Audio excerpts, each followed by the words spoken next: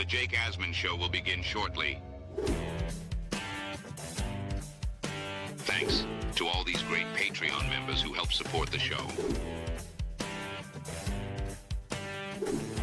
Get your super chats ready. Jake will be here in just a moment. If you love the New York Jets, this is the place to be.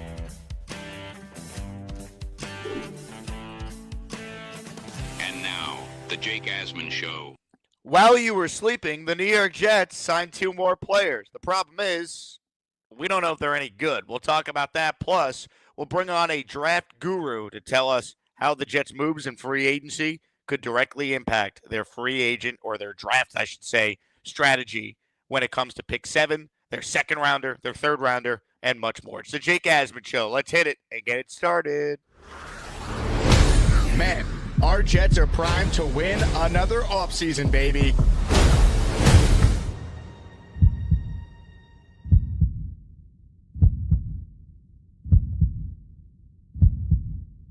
We bleed Jets green each and every day. Will the playoff drought finally end? Kings of the offseason, baby. This is what we do. At least we have Garrett Wilson. We have Brees Hall. Please subscribe and hit the like button below. Super chats, baby. Cut the line. We have Sauce Gardner.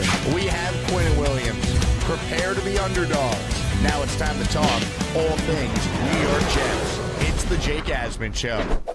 Here we go, here on a Saturday. Welcome in, everybody. Click the like button, click the subscribe button. Appreciate all of you joining us here on the channel. If you missed the announcement yesterday, we announced the winners of our Sack Exchange themed raffle right at the start of the show, and I want to share the news right at the top of this show. Here are the top 3 prizes for next week's Maniac raffle, our 19th raffle since we started doing them once a week in the first week of December. A signed Don Maynard jersey with all his accomplishments is the main grand prize, followed by a signed helmet by Garrett Wilson, and our third place prize, a signed helmet by Jets legend Wayne Corbett. So it's Jet wide receiver themed for this upcoming week, and we got 3 great prizes for you and more to come based on how many memberships we get. All right, let's say hello right now to a good friend of the show. When it comes to the draft, when it comes to the Jets, there is nobody better. He's our guy, Dom C. of Talking Jets, and he joins us now. What's up, Dom? Jake, hey, how are you? First off, draft expert is a bold statement. Maybe nerd would be one. Analyst / nerd would be a better fit. So, how are you, man? I'll tell you what. I feel like I'm now an expert, like you and Green Bean, after I joined you guys on Green Bean's show, and we did a mock draft. I mean, they're still talking about how great this mock draft was. Let me tell you. I know it, man. I know it. It was great. And the guys that didn't like it are the ones who voted on it in the chat, and I still get like violent DMs from these heads. So never fails. So we got a lot to talk about. I want to certainly get your thoughts on the draft, but let's cover just 2 of the latest signings the Jets have made here. This is from Zach Rosenblatt's Twitter account. So they signed Tyler Johnson, who is a wide receiver from the Rams, and they also signed Chris Boyd, who most recently played for the Texans. I'm based here in Houston for the weekend visiting some friends. Now, Chris Boyd, to me, is known for being the guy that shoved his special teams coach at the beginning of the playoff game against the Kansas City Chiefs this past year. He's a special teams guy, so I don't think much of that. And then I look at Tyler Johnson as, someone a couple of years ago that we all thought maybe could break out and be, a high upside wide receiver. That really hasn't happened. So, I mean, just once again, another two guys, kind of low-key, low-tier signings that Darren Muji's shopping in the bargain bin for. Yeah, listen, I don't know, man. And this is just my opinion on it. I don't take too much into some of these signings. Like I said, this is a direct result of really pushing the chips into the middle and taking that win now mentality. Last year, you had a lot of older guys, aging veterans. Obviously, some of them we moved off of already in Tay Adams and Aaron Rodgers, and now C.J. Mosley. Probably unhealthy to play, and they had to move off of him. And then you had a bunch of guys that were on 1-year contracts, right? Expiring, voided deals, so on and so forth. So, 3 weeks ago, we looked at this roster and said, oh my God, there's so many holes. We're missing 6 starters on defense, another 4 on offense. There's no depth. and then you come into this free agency class. I at least I don't say this with green goggles or with any homerism in it, but I kind of assumed that the Jets were gonna, not shop on Saks Fifth Avenue, and they were going to be more, the Walmart shoppers. These are guys that are going to fill holes, put some, camp bodies in their depth pieces. There's nobody. They're not signing older veterans right now. They're all young. They all have upside. Some of them coming off of down years, so you're hoping for a rebound in the guys like Cisco, who I think is a really good player, and guys like Brandon Stevens that you hope that down years from them can kind of be turned around and coached up with the likes of Dre Bly and Aaron Glenn and Steve Wilkes. But they're all young, high upside guys that if they work out great, and maybe they can get another deal or be part of the foundation of the team moving forward. But some of these guys' realities aren't gonna make the roster. I don't know what we're paying Chris Boyd and Tyler Johnson, but I'm assuming it's not much more than vet minimum. And so you get a guy like Tyler Johnson at vet minimum instead of whatever wide receiver that you were paying last year. Well, that's why you don't see the terms coming out with the agents when it gets reported, right? Because it's so little money, they don't even want it out there how little the clients exactly. Exactly. So I'm not. Listen, this is exactly what I expected. I expected them to be in the second and third tier. They weren't going to spend big money and long-term contracts on these guys. But you needed, like I said, there's a lot of holes to fill. Forget about starters. I don't know how many of these guys are going to be starters realistically, right? We can assume, Jake, obviously Justin Fields will probably start. We can assume Brandon Stevens will start and Andre Cisco. Out of that, there's no assumption that any of these guys are going to be starters, right? Yeah, I mean, look, they've signed some depth at this point, and I think to your point, you're right. Fields, Stevens, Cisco. Outside of that, I don't know if any of the guys they've signed are guaranteed starters right now. Correct. Which, to me, this is fine, Dom. But I do think there should be more of a balance here. Like there's still some free agents out there that they should be able to, bring in and contribute. Like there's still enough receivers that are out there. To me, they were linked to Tim Patrick. They don't sign him. They were linked to that guy Levi, the defensive tackle. They don't sign him. So this idea that they were going to be able to bring in some guys with Aaron Glenn ties, that just hasn't happened so far, which has been kind of disappointing. Yeah, and I will say this. I don't know where other than him playing in Detroit, and maybe it is, and I'm not like discrediting what you said. But I didn't hear that the Jets were very interested in Levi Onwuzurike. He's a guy who also good job saying his name, by the way. You deserve credit for that. Thank you, sir. Thank you. Yeah.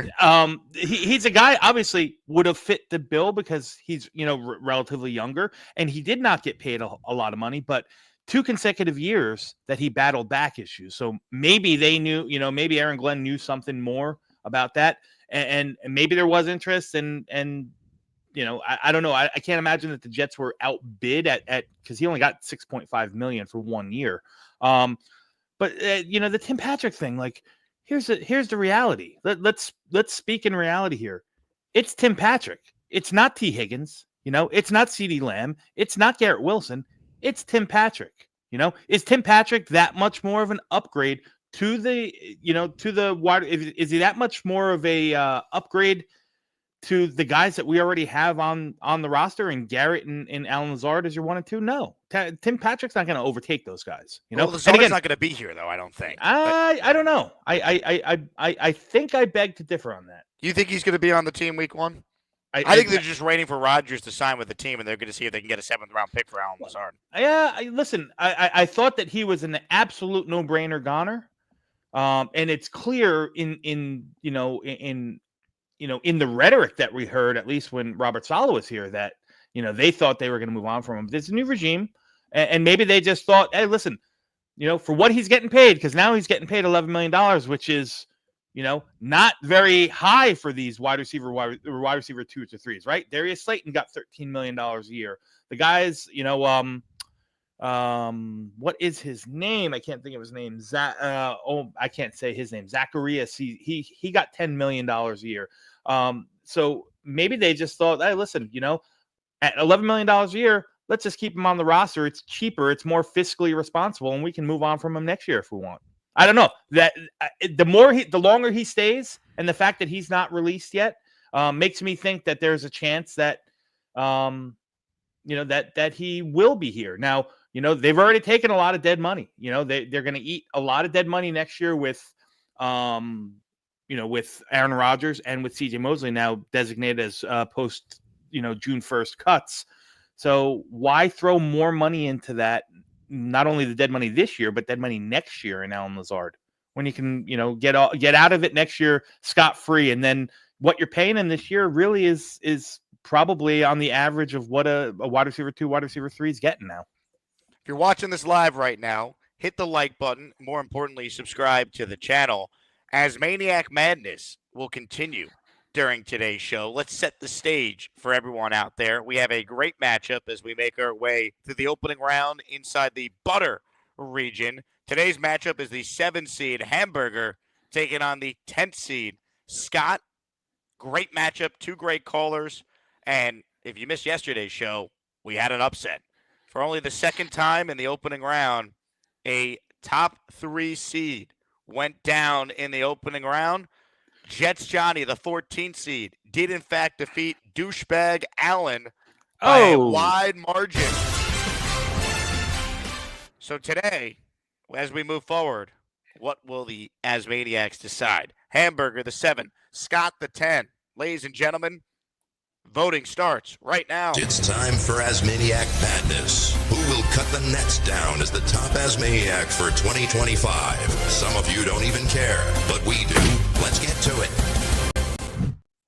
Thank you, Jim Nance. Tom, I know you've been locked into the tournament here. Here's a look at the updated brackets. We're going through each region's opening round before we get to the round of 32. We've done the chicken soup region. We've done the hood region. We're in the midst of the butter region. Today, Hamburger and Scott. Tomorrow, Gary versus South Ass. And then we're on to the Lane Train region in that opening round of 64 play. And then to the round of 32 we go. So a lot of drama, a lot on the line. And there's some heavy hitters in the Lane Train region. Like, I'd have a word with the committee because they stacked the box there in that bracket. Oh, each region's got some greatness, man. So I can't wait to see how it all plays out. But ultimately, thanks to everyone for caring about this tournament, making it so much fun.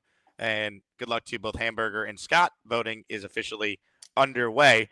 If you're watching this live, you have a chance to get entered in our raffle. Mother effing Chew gifted a channel membership.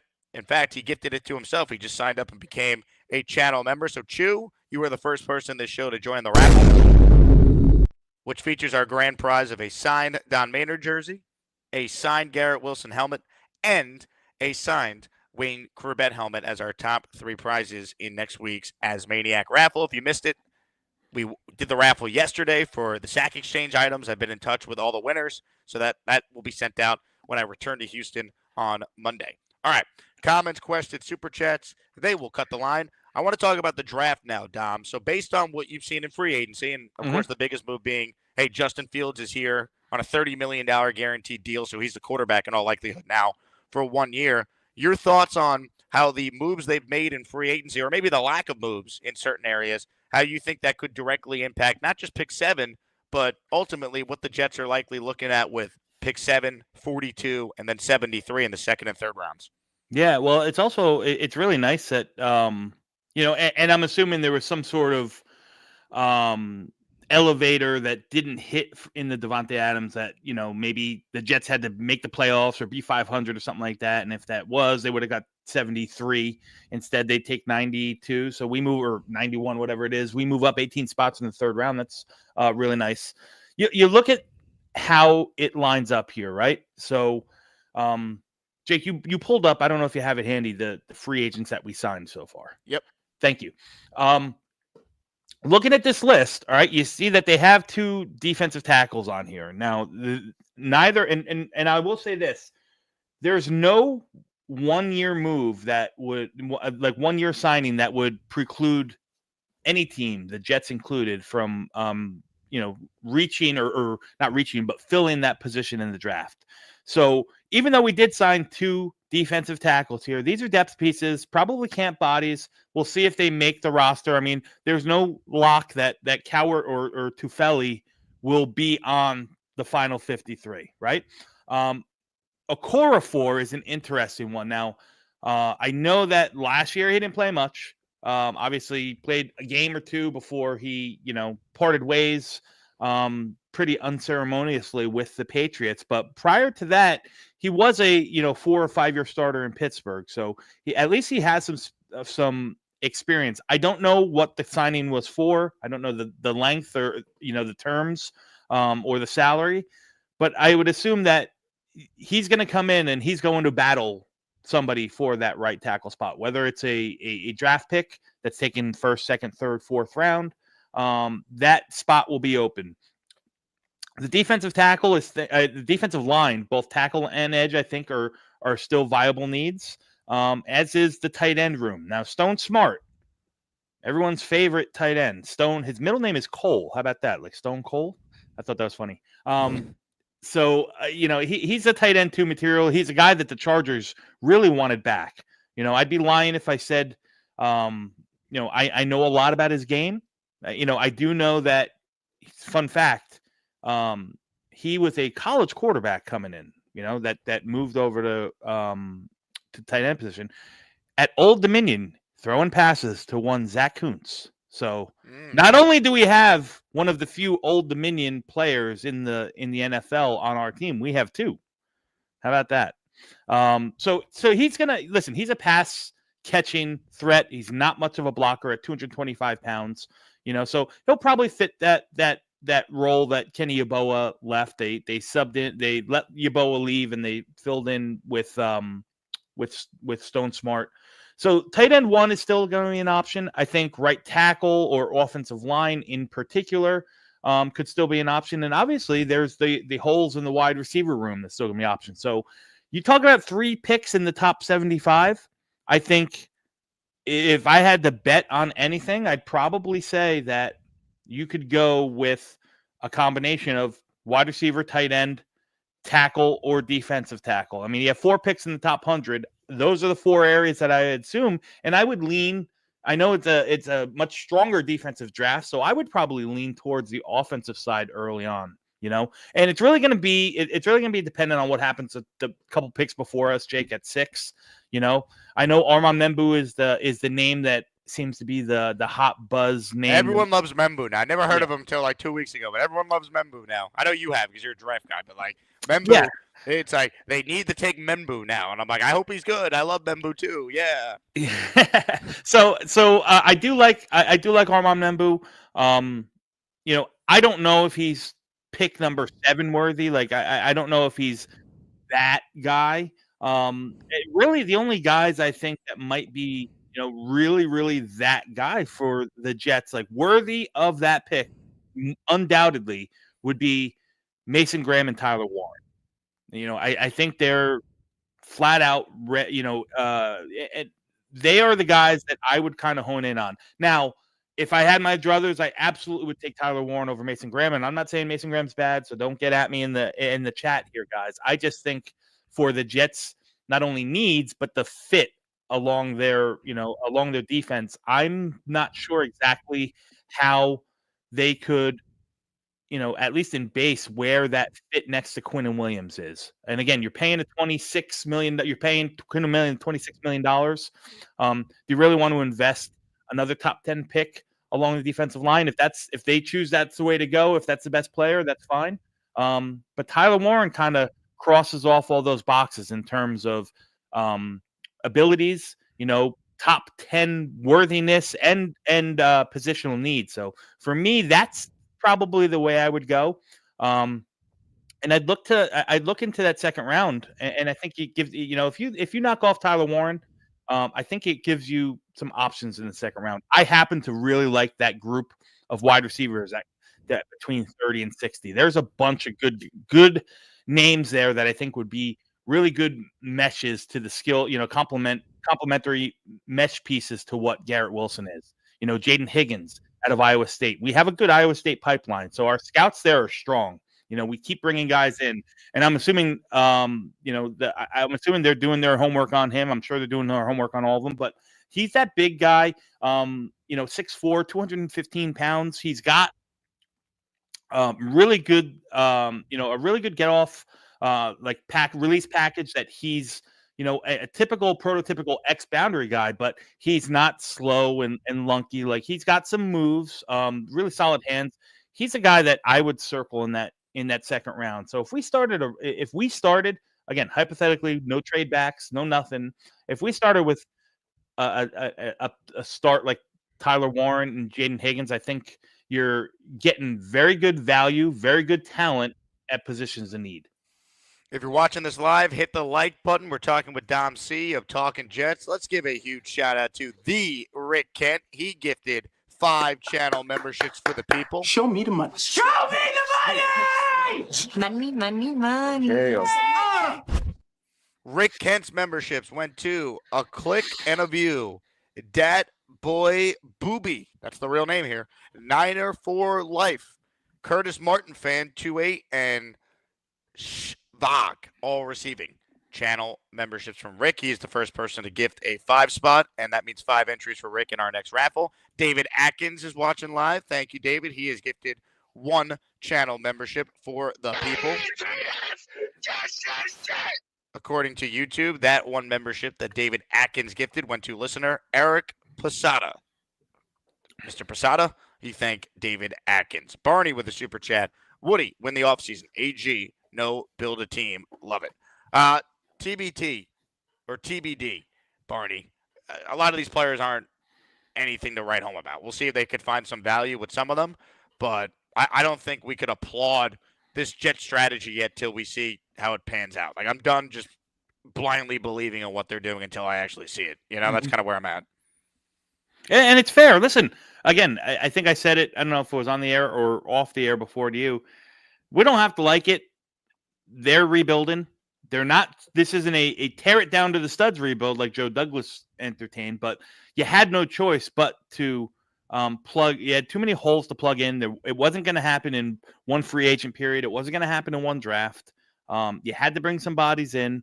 I don't know if the guys that we're signing now will even A, make the roster, some of them, or B, are long-term fits for the Jets. So I think that they're, this is, let's get some bodies in here. Let's plug some holes that the previous regime left us, and do it wisely. We're not committing money to older washed guys. We're bringing in guys with, that are young and maybe can give you something. Dom, here's a question I have for you about the draft. But first, I want to shout out Devin, who's also in our raffle for 1 by gifting 1 channel membership. Your dream realistic scenario with each of the Jets' first 3 picks, based on how you can see the board playing out. If I say to you, not the position, but the player you want at 7, the player you want, as everyone can see here on the screen, 42 and 73. They have 3 picks now in the top 73. That's way better than 3 in the top 92 that we thought the Jets had. So give me the player in an ideal Dom C fantasy world. Some people have fantasies about the women that Charles Gorman follows on Instagram. Other people, like Dom, have fantasies about what the Jets are going to do with their 7th, 42nd, and 73rd overall pick. I want the player that you think would be the best case scenario for the Jets with those selections. Now, obviously, I'll speak realistically. I won't give you guys that I don't think will be there. But 7, as I told you, I think I'm all in on Tyler Warren being the pick. Some are going to question it because A, we passed on a tight end last year, but last year's draft isn't this year's draft. B, he's a little bit of an older prospect. He is, and he really had, didn't do much in the beginning of his career. He really only done it for 1 year. All viable, viable reasons to be concerned. But I just think the all-around skill set is something that is, definitely translatable to the NFL. I think that he'll have a chance to really continue that growth. Maybe he was just a late bloomer, if you will. We also got to remember that Penn State has historically been awful at the quarterback position, and have always been a run first team. Their skilled position players really haven't really shown. So for me, I guess, again, barring any trades or anything like that, I'm really between Tyler Warren being, a solid tier above any other guys that I like. I would consider guys like Jahad Campbell at linebacker. I know it looks like with the signing of Sherwood, that's probably off the table, but I think he's going to be a real good player. So I will say, Jake, at 7, I'm honing in on Tyler Warren. And as I told you, at 40, at second round, 41, 42, I like that Jaden Higgins fit. I think he's a really, really good player. I like the size. I like the athletic ability, runs in the 4.4s, got a good release package, good, solid, big catch radius, big high point guy. Again, a good complement to what you have in Garrett Wilson. I don't know if Jaden Higgins will ever be a wide receiver 1, but I don't think we need him to, especially if we extend Garrett Wilson long term. So there's nothing wrong with having 2 wide receivers. So for me, I'd probably lean that way. You can sell me into a defensive lineman there if that's, it depending on who's on the board. If you want the big run stuffing nose tackle like Tyleik Williams from Ohio State, if you like more of a versatile guy, Darius Alexander from Toledo is one of my absolute favorites in this class. You can sell me on one of those as well. But right now, I'd probably lean Jaden Higgins and then one of those defensive linemen. And the third round is where I'd look to fill the offensive tackle. Now, obviously, if I passed on defensive tackle in round 3, I could look at one in round 2. I could look at one in round 3, but I think there's still going to be some good value. It's a very deep class. I'd be comfortable with waiting until the 4th round if I need to. So round 3, I'm looking at a couple offensive tackles. Ozzie Trapillo, a true right tackle out of Boston College, 6'7", 315 pounds. Big, long arms, hard to get around. Anthony Belton, a guy that no one has been talking about, but just a consistent starter, 4-year starter at NC State, 6'6", 336 pounds, gives you that Darnell Wright vibe, who came out of Tennessee a couple years ago, like a true mauling right tackle. There were some questions on people thought that he wouldn't be able to stay at tackle at the next level, and I don't think so. I think the measurement between the arms, the wingspan, and his skill set really just vibes for me that he'll be able to stay at tackle. So if you could start the draft really fixing some of these offensive holes, and then spend the second half on day 3 really plugging and putting in your best defensive guys, and really trusting in Steve Wilkes and Aaron Glenn to coach up these 4th and 5th round guys to become players, that's the way I would lean. So if I had my druthers, I'd probably go Tyler Warren, Jaden Higgins, and Ozzie Trapillo or Anthony. Build the statue for Dom C. That's right. If the Jets could pull that off, shout out to Darren Muji. We know you're watching, Muj. Listen to Dom. Listen to Dom. We are presented today by Mando Deodorant. Hey, the Jets might stink, but you don't have to. Control your body, owner, anywhere. With Mando, you'll get $5 off your starter pack. That's over 40%, oh, by the way, when you use my promo code Asman at shopmando.com. This is for everyone who watches the show that stinks. Bobby Midnight, Charles Gorman. This is your opportunity to not smell anymore. Shopmando.com, promo code Asman, 72 hours, odor resistant. Shopmando.com, promo code Asman at checkout. Comments, questions, super chats. We'll cut the line for Dom. Update in Maniac Madness. Looks like we got another potential blowout brewing here. The 7 seed Hamburger up big on Scott. It's 55-45 right now. I think what hurt Scott is that he has not called in a lot in the last several months. But for those of you who remember the summer, it was truly the summer of Scott, with him chasing ducks around the park, him possibly being involved in a murder at the local restaurant that he worked at. So a lot was happening with Scott, but unfortunately we have not heard from him, and Hamburger's been consistent, and the chat is rewarding Hamburger's performance over the last few months. But it ain't over till Charles Gorman farts. So vote, vote, vote if you're watching the show live right now. We got a super chat here from Brian who says, I hear Knoble is a free agent. I think he's worth a look in college. He was a beast. Forget Knoble, Brian. I want to ask Dom C about quarterback Dixon Hole from ASU. Dom, have you done any work on him? Do you believe, as Lane Train predicted, that Dixon Hole could potentially be someone that maybe sneaks into the back half of round one if a team's trading up to get the fifth-year option on a quarterback? Ooh, I've done a lot of work on Dixon.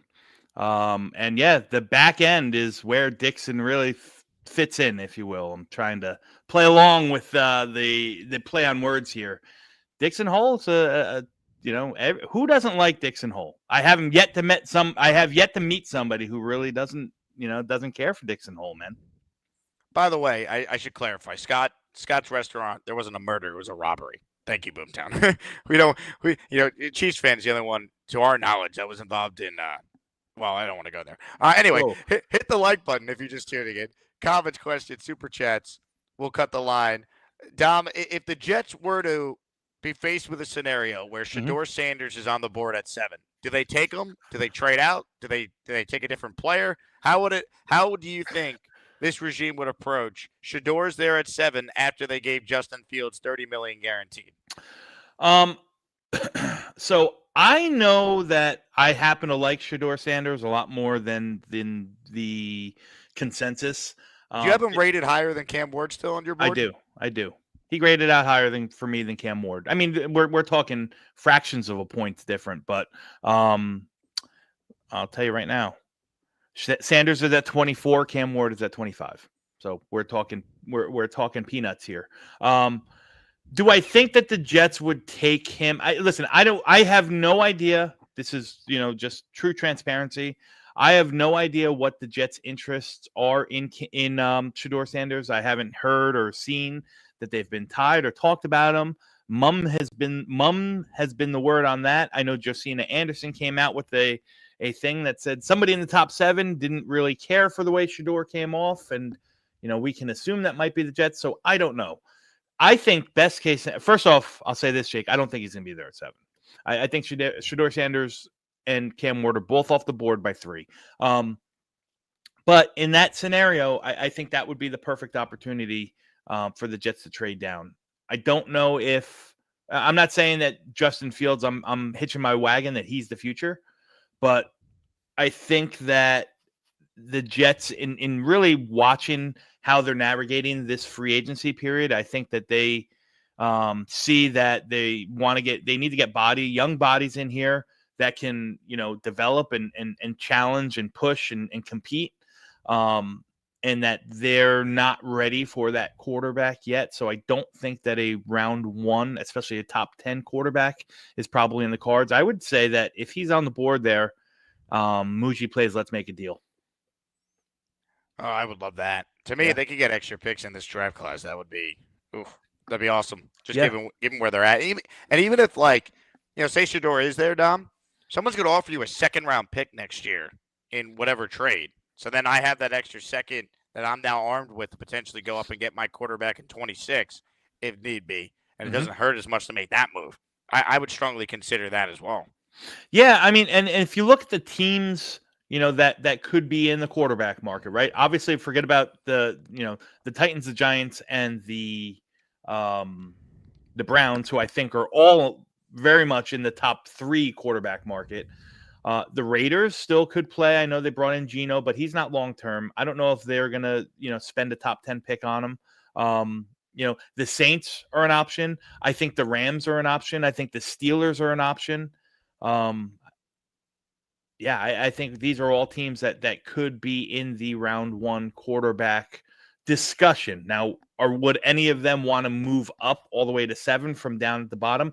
Maybe if the Steelers don't settle everything, in what they're quarterbacking, and it looks more and more likely that Rodgers is going to probably sign there. Is that Rodgers is obviously a placeholder, so are they still willing to move up from 21? You're talking about two first and a second, or two first, 2 seconds. I don't know. I don't have the math in front of me. So, I think it's a perfect trade down situation. Listen, depending on how the board falls, I think there's a lot of ways it can go. Maybe even though he seems to be dropping in the mainstream, maybe somebody likes Ted McMillan that much, and the Jets are on the board at 7. I think best case scenario, we can hope that Ashton Genty's still on the board at 7. If the Raiders pass on him at 6, I think people are going to be calling up to get ahead of certain teams. Chicago's going to want a running back. I could see a bunch of other teams wanting to get up there. So there's going to be some. At first we thought without a quarterback on the board, trade down was an impossibility. I'm starting to kind of lean the opposite way, that there might be some opportunity for Muji to move up and down in rounds 1 and 2. Mooj. Nick Shine with a super chat, a $10 super chat. The freaking New York Jets, so we're built for this shit. Jets without a 3 in 2026, for or against a trade back, getting future assets in case we have to trade up for a quarterback next year. 2 of my favorites together. Loving the show, guys. Nick, spot on, man. I think you sent this as I was talking about this scenario with Dom, if, say, Shador was there at 7. They don't have a 3rd in 2026. You can thank Hassan Reddick for that. So, potentially now. We do have a 4th. In an extra 4th in 2026 right now. You can thank Hassan Reddick for that. And don't think that the lack of splashy signings, don't think that 4th rounder doesn't come into play, right? Like, because they make a big splashy signing that's going to wipe out that comp pick that they have there. I think if they wait until May 15th, any free agent that's signed after May 15th doesn't equate towards the comp pick formula. So they might just be, sitting tight until that period comes and goes, so that they know that they have that extra 4th rounder in the, from the comp pick from Hassan Reddick. Hit the like button if you're just tuning in. Brian with a super chat. Thank you, Brian. Muji from Denver. You got a close-up look at Sanders being at Colorado. Maybe that's why there's no noise. Yeah, I mean, there's maybe something to the fact that he saw him more than maybe some other GMs based on proximity. Like, if they think he's a franchise quarterback, you got to take him at 7 if he's there. I just don't think they believe in him, and they're gonna take him if he's there. I would say that there's a lot of teams that don't believe that there's franchise quarterbacks in this draft class, and that's not a knock on the players, but just look at the actions that we've seen, right?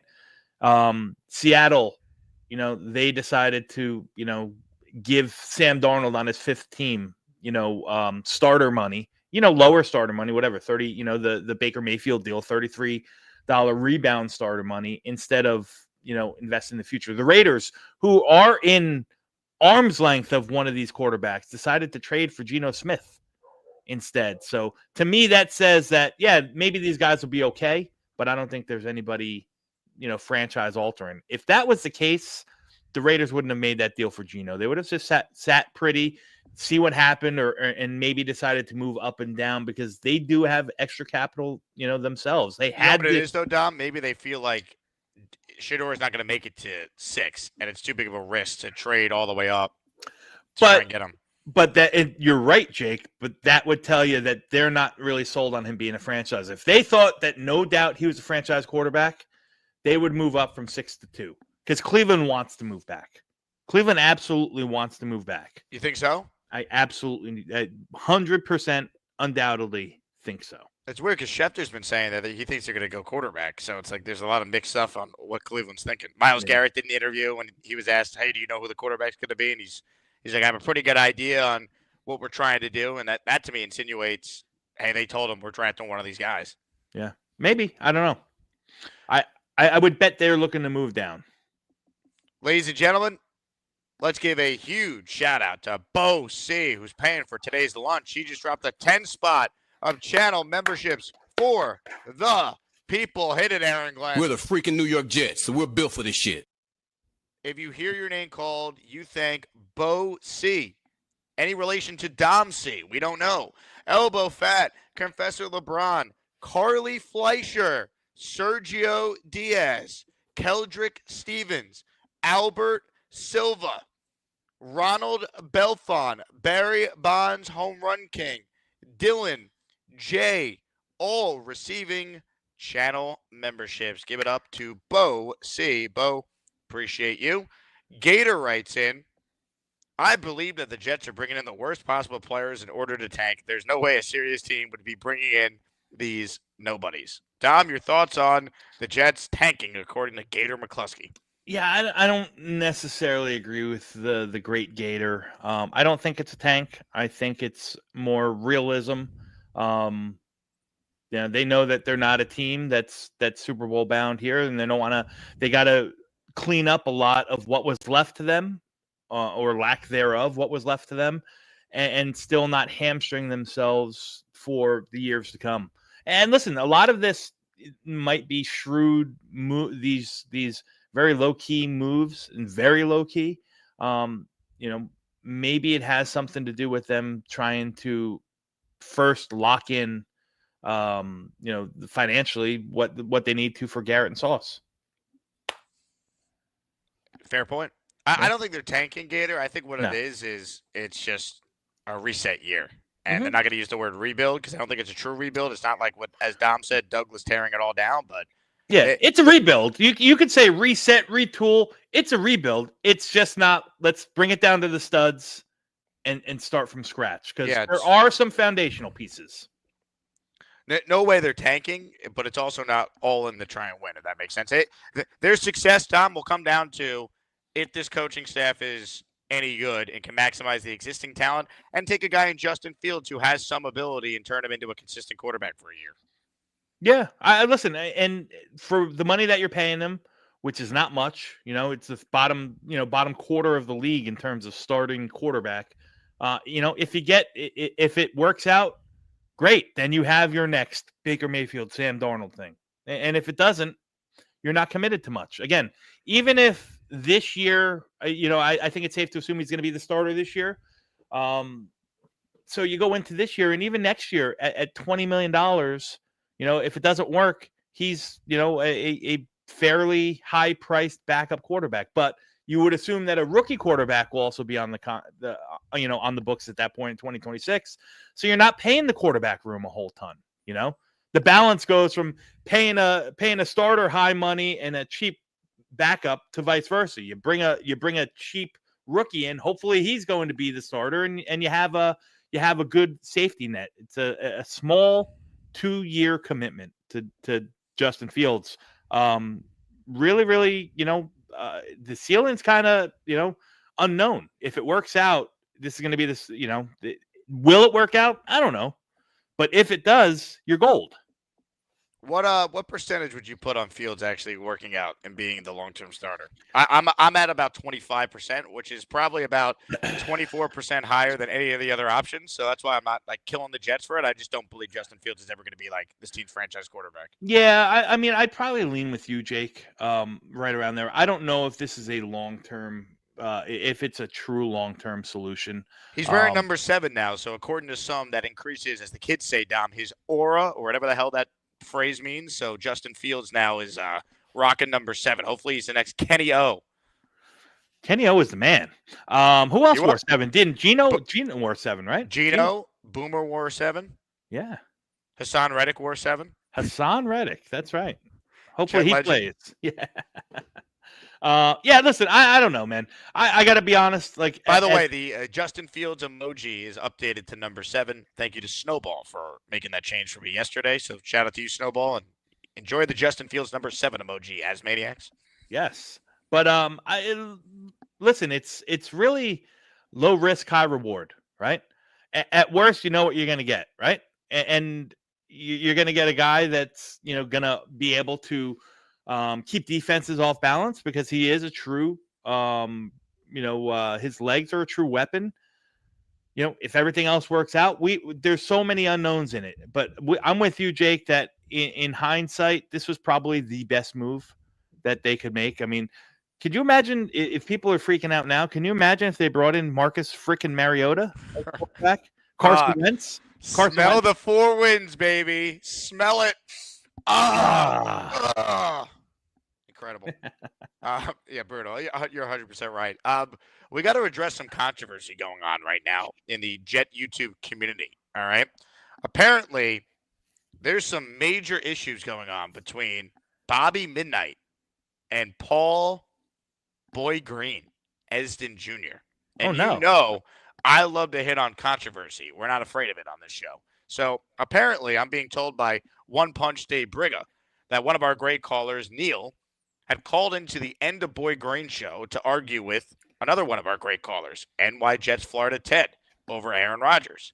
And Bobby Midnight called Paul out for copying his quote Zoom format. Dave saying his grudge is awful. So I wanted some clarification on what exactly happened. And Papa Jet then sums it up and says, Jake, at the End of Boy Green show, he had like 5 callers on at once. Bobby called in and said that's his gig. Boy Green said, I didn't know you had a patent on it. LOL. So apparently, Bobby Midnight takes offense to any other Jet YouTube show having multiple callers on at once, if I'm understanding properly here. Is that I was trying to kind of decipher in my head what that could mean, but Bobby, if you're listening, pal, it happens. It's happened on plenty of shows. I've seen Nick Shine have a gazillion people on his show at once. I mean, just last Thursday we had, me, you, and Green Bean on. So multiple people at one time happens. I didn't know that there was a trademark or a patent of the Bobby Midnight show. Is there a Bobby Midnight show? Is there an actual? It's a show that never ends. It just keeps going. Like the Journey concert last night that I was at that got cut short. It just goes on and on and on. By the way, I'm at a Journey concert last night at the Houston Rodeo where I am for the weekend. And they're in the middle of Don't Stop Believing, which they did in the middle, like their fourth song, which makes no sense. That should be the closing song, but don't get me started on that. And for the first time ever, the sound speaker blew out. So we thought there was an electrical fire under the stage. They canceled the concert last night. 80,000 people, sold out NRG Stadium. I have never seen this before. And the concert, boom, middle of the Journey concert, done. I actually have the video here. Of the incident here. Where is this? I thought I had the video of it. Maybe I don't. Where is this video? Video. Journey. So you went to the rodeo, or that happened to have Journey playing at the rodeo, or was it a Journey concert that there happened to have rodeo events going on? Yeah, so the Houston Rodeo is like the biggest rodeo in the country. It's a rodeo. There's also like a huge carnival. They have every food option outside. And then at the end of the actual like rodeo, they always have a huge music artist that plays. It's like a 3-week event. Like I've seen 50 Cent at the rodeo. I've seen every country star you could imagine at the rodeo. And this was Journey last night. I'm watching up in the Houston Texans press box for this last night with some friends. Watch as they're singing Don't Stop Believing. The crowd first thinks that they're doing a sing-along. And then they just never came back on. Here was the moment last night. It went viral on my Twitter account. Hopefully I don't get copyrighted for this. I'm going to talk over it because I don't want to get YouTube on my ass. Don't get on my ass, YouTube. Don't get on my ass. Leave me alone. Leave me alone. I'm talking over it so YouTube doesn't copyright me. Oh, there it is.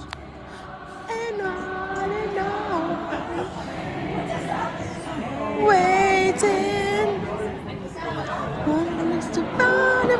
It just never came back.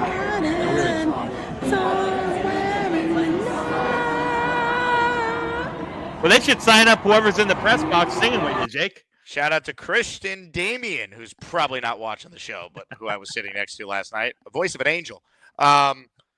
How crazy is that, though? And it literally was like the ending of Sopranos. Like, I felt like in the crowd, we got whacked like Tony. Unbelievable. So I'm curious about this. This intrigues me. Do more people there for the concert? Yes. Or more people there for the rodeo? Concert. It's a whole experience thing. It's like people go to the actual like rodeo and you watch some of that stuff. And then the outside of NRG / the Astrodome, which just sits there, it is just like carnival games, and there's like different areas where people can go, all these bars. It's like it's an experience. Like people think rodeo and they hear one thing. It's an event where you could take family, you could go and drink, hang out, perfect date spot. Like there's something for everyone at the Houston Rodeo. That's why it's such a big deal. But it was wild, man. They canceled the concert. They were only on their 4th song, and that was it. And thankfully, I didn't have to pay for tickets. Otherwise, I'd be more mad. But I was like, wow, man. Like we didn't get to hear any of their hits. They were in the middle of Don't Stop Believing, and that was it. We got half of Don't Stop Believing. Crazy. Wow. But anyway, back to this controversy here.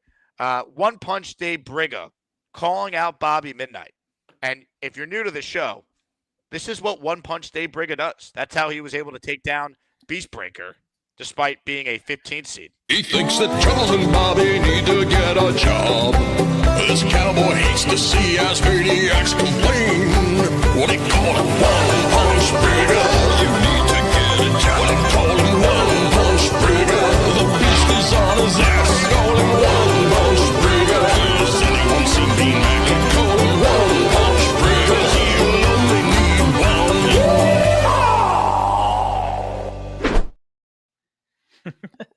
One Punch Briga, baby. He's coming after Bobby Midnight. Ugh.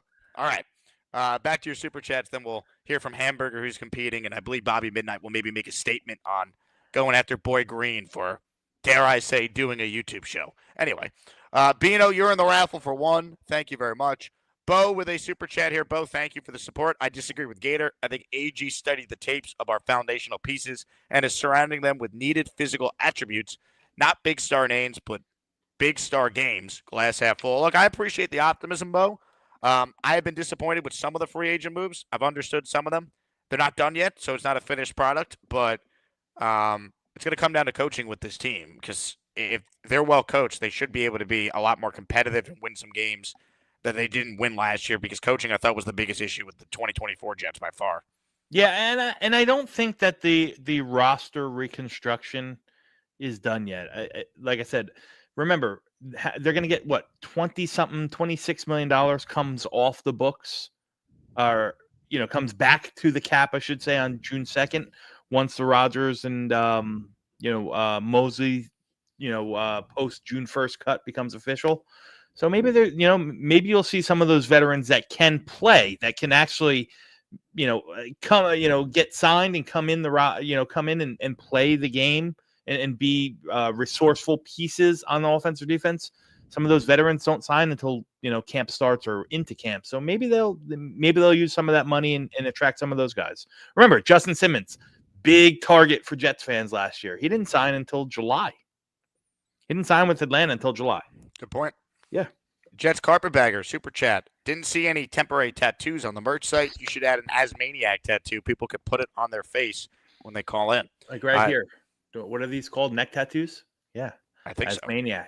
So. Jets Carpetbagger, if you would buy that, I'll put it up on the store for you. All right, ladies and gentlemen, let's first check in with a guy who's competing right now in Maniac Madness. Scoreboard update.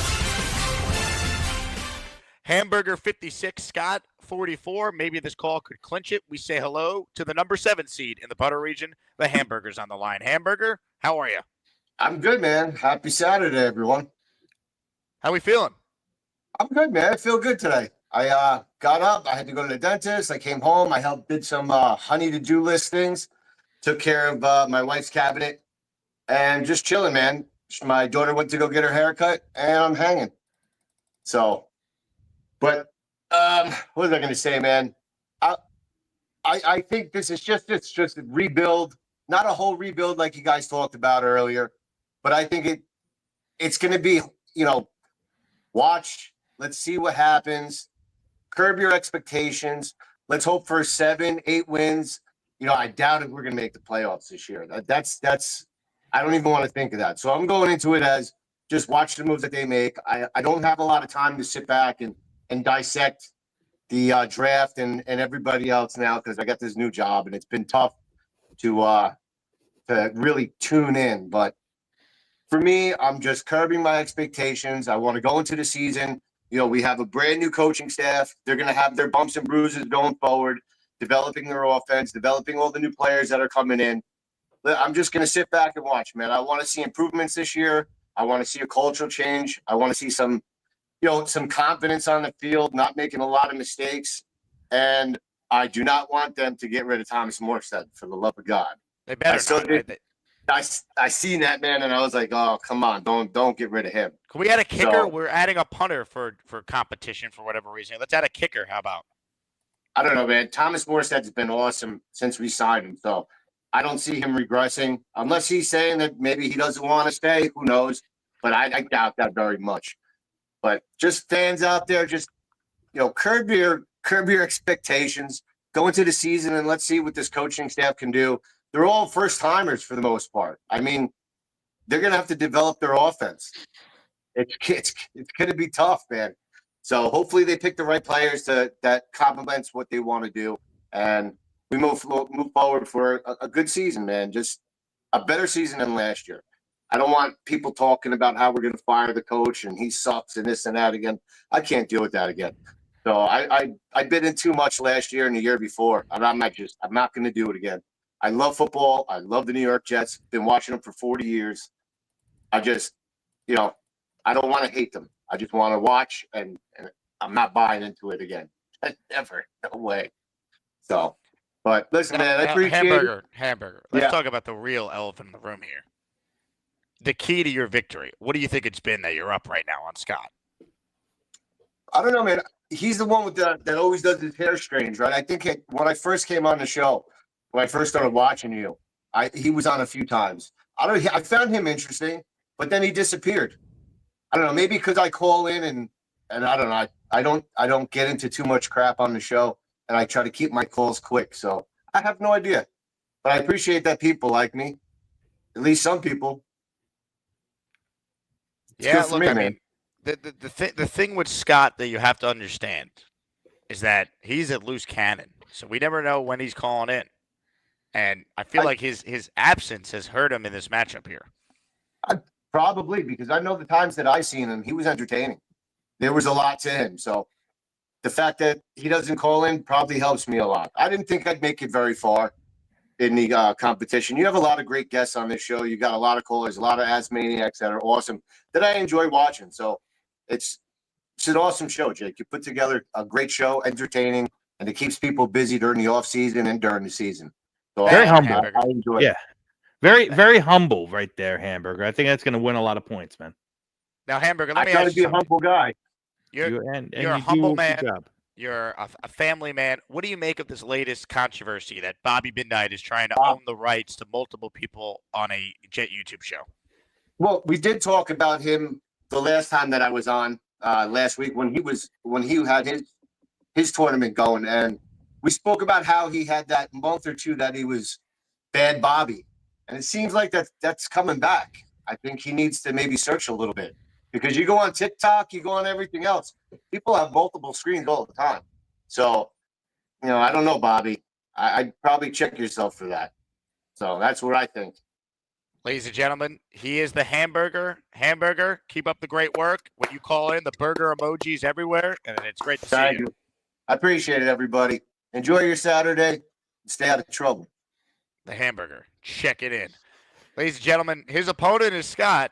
And we have not heard from Scott, but we will never forget the summer of Scott. All right, more calls right now. Scott is on the Gusbuster Umbrella Hotline. Hello, Scott. Hey, what's up, brother? I'm at a park right now, and I want to ask people if there are any Jet fans out here. But are you in New York? Yeah, it's in Saratoga Springs, which is like about 30 minutes north of Albany. You go right down the highway, easy drive. But yeah, it's really nice here. Oh, hey, wait a minute. Maybe we have a Jet fan. Hey, come back here. Are you a Jet fan? Oh my God. No, you are Affleck. See, and maybe you are. I guess not. Probably not. Hey, this follows Bobby Midnight. This is Jet talk here. Hey. I'll probably get in trouble, So yeah, send Alan to the hole. Get that clown in there. And you know what? Put him. Oh, we lost Scott. Man.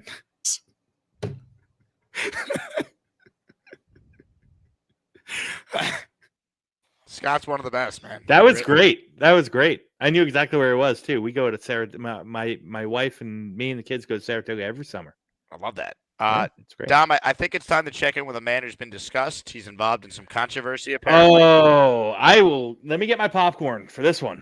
Let's go. Ladies and gentlemen, let's find out what's going on between Bobby Midnight and Boy Green. We say hello to Mr. Midnight himself. Well, I've grown to love my buddy Alan, but South has to go. I threw him off my show. Bobby!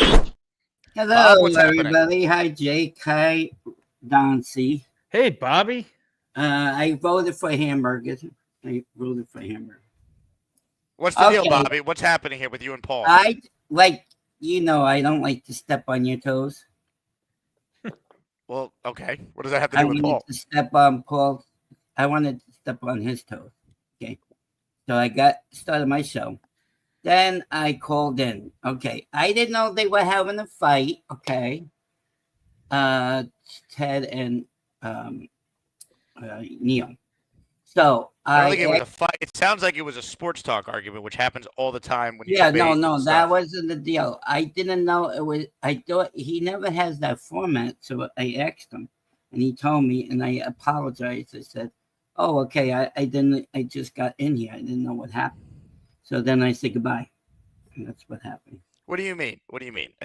I'm not following here. You were. It sounds like you were upset that Boy Green had multiple people on his show. I assumed that he did it. He didn't do it that because he had the two callers calling in, okay, and I apologized to him. So you're basically, you basically were offended that Boy Green had No, Neil not and Ted on at the offended. same I time. just asked him why he did it, and he explained it to me. It was two callers, and then I said, "Okay, I'm sorry." I said, "Bye-bye." Joshua says Bobby excuses never has balls.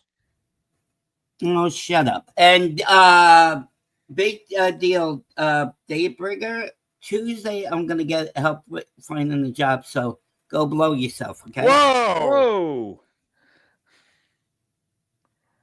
He Sean told writes me, in, Bobby wants to rule with an iron diaper.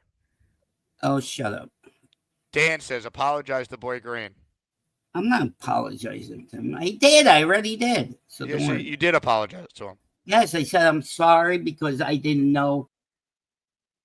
Oh, where'd you go, Bob? I don't know. I'm here. So usually he has one at a time. I thought he was doing my format. So Why is it your format though? I don't know. My format is different than everybody else's. You don't. Your format is you just don't have a format. You let something. Yeah. You whoever calls in gets on right away. There's no Right. format. Yeah. There's no Okay. format. You call in. You Well, I get put on just the wanted show. to step on Boy this Green. too. No, I'm defending Boy Green here. He has every Okay. right to put whoever the heck he wants on his show Yeah, at I any know. time. You don't have a I know. format. You don't own the right to be able to put certain people on a show. I know that. I apologize to him.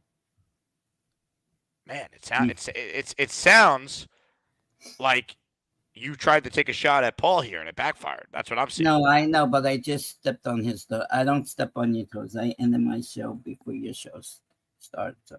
You've gone live when I've still been live before. You step on my toes constantly. My toes I know, are but I swollen. changed. I know. I changed. Okay, God. you beat what? You can't tell Boy Green to not do I his didn't show tell if him. you're No, on. I just asked him. I just told him. I told him I got on. So I did apologize to him too. Pat McAfee's tank top says, "Bobby, you ain't shit." Oh, you're not shit either. Okay, bye. Bobby, what? But can I ask a question to Bobby, Jake? Yes. Of course, Tom. So, how do you like your odds in the Maniac tournament here? Well, maybe Jake Quest will upset me. I don't know. Hi, Lane. He's a good caller. He called in to make a about the tournament, and he called in. He might win that with that call. Yeah.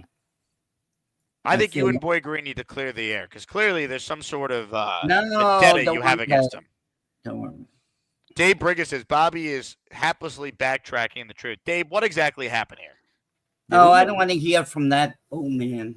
We Whoa! might need him on the air here. You can't call Dave Brigger old. That's the Cardinal Well, sin of Brigger. Well, he's not young. Now, that's a spin zone. I actually respect Hey, the look spin what zone. he embarrassed me, so I'm embarrassing him. So How did he embarrass you? he made that thing I saw. He thinks that Charles and Bobby need to get a job. This cowboy hates to see us maniacs complain. What he call it, one punch Brigger. You need to get a job. What he call him, one punch Brigger. The beast is on his ass. Call him one punch Brigger. Has anyone seen Bean Mac? Call him one punch Brigger.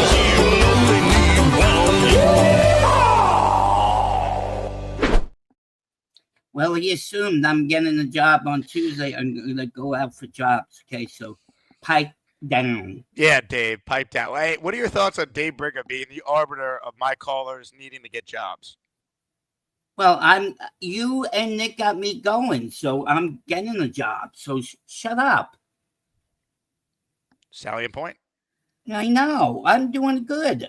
So he should shut up.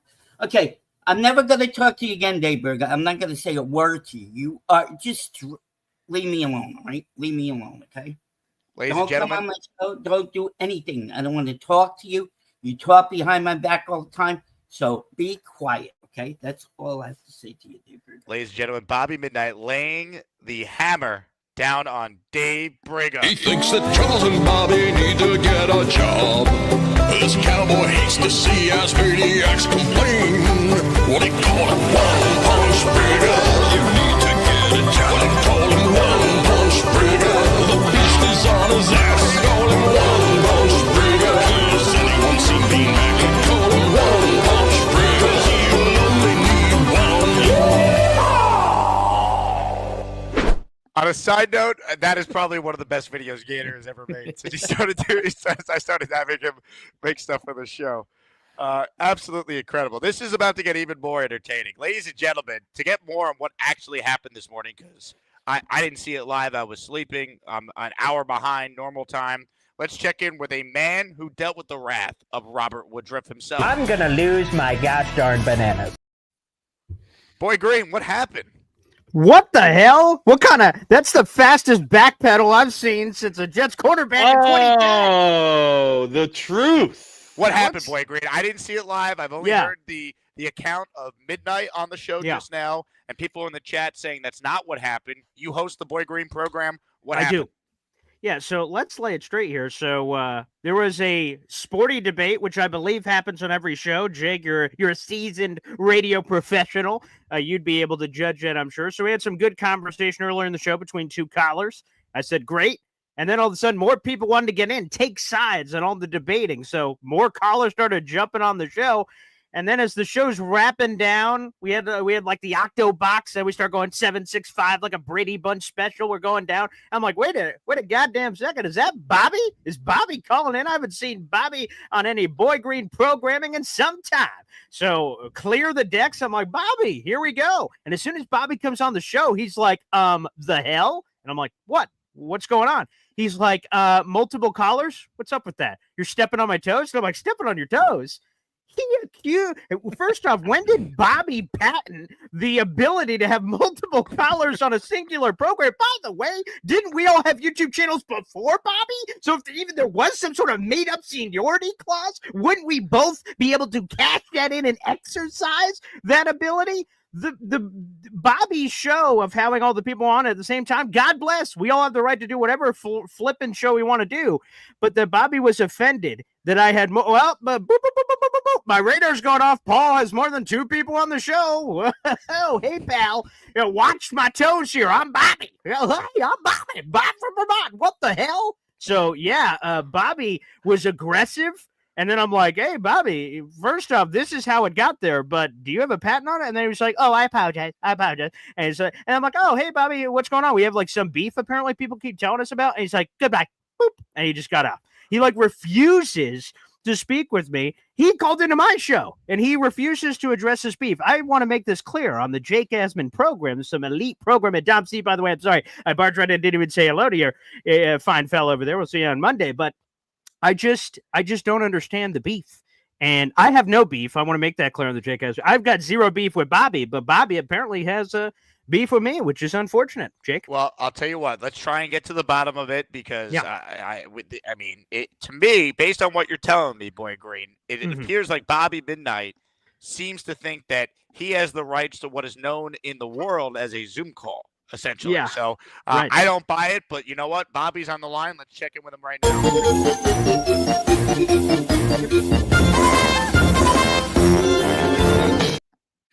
Hello, Green Boy Green. Before this gets started, let me bow out because this is much more bigger than anything I'm going to offer. Dom, so. plug your channels before you go. I Please, appreciate you hanging out with us. Yeah, check me on Monday mornings with Paul, Monday nights at 9 p.m. on the Talking Jets Network for the Jets Draft Show, and then followed straight up with the best mock draft show on YouTube, the 10 o'clock mock with Green Bean.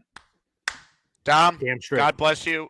I love the self-awareness knowing I don't want to be in the middle of a Bobby Midnight soiree here. So, all right, we got you two on the line. Bobby, you wanted to respond to Boy Green. Did he say anything in your opinion there that was inaccurate?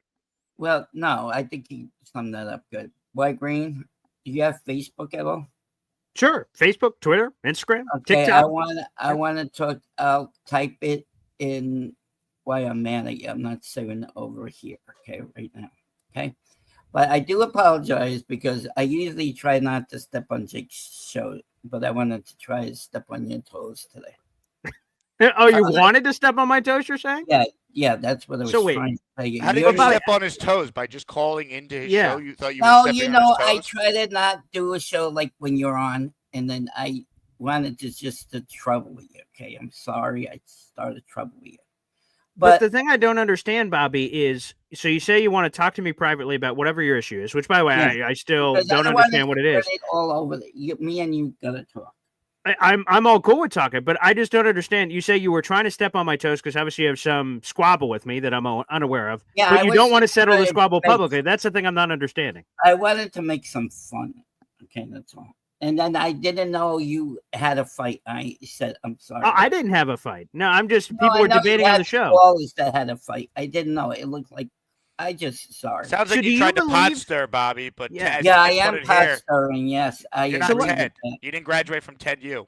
No, But let I me make didn't. this clear. So even failed put out. aside what happened on my show today. You're saying if I purposely said, you know what, moving forward, I'm going to start having 10 people on my show. No, You're I saying meant- that would step on I your should toes have of what said you that. do? I should have said I format. Okay. Hey, Bobby, watch what I'm about to do. You tell me right now if I have the right, if I have the grounds, if I'm allowed to do this.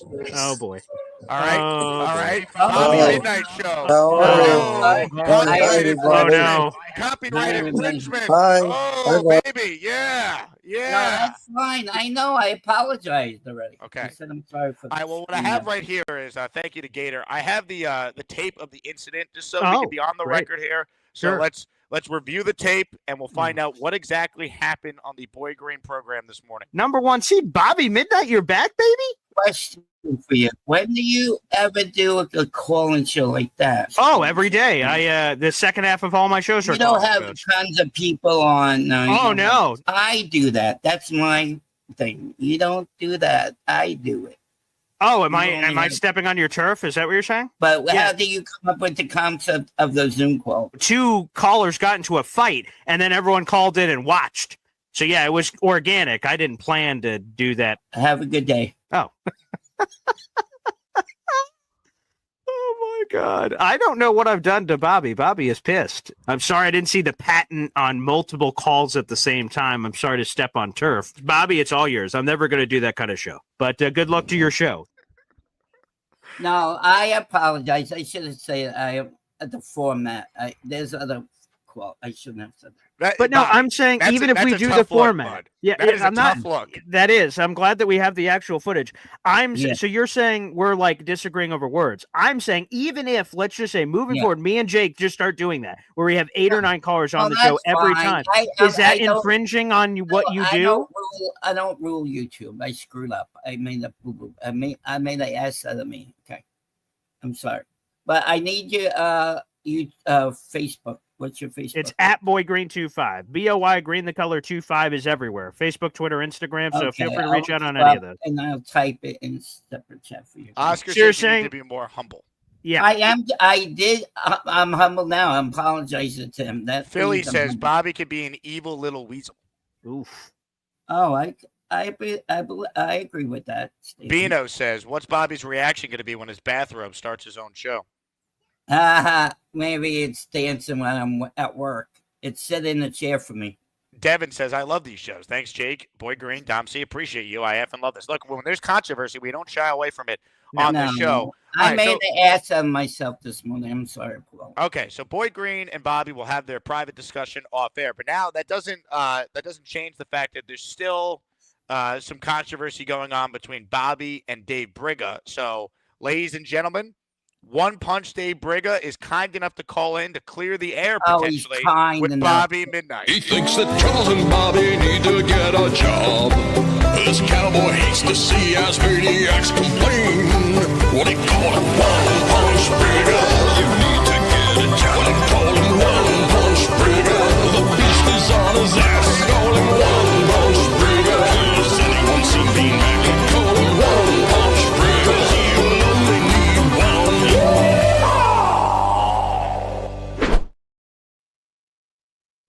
Here we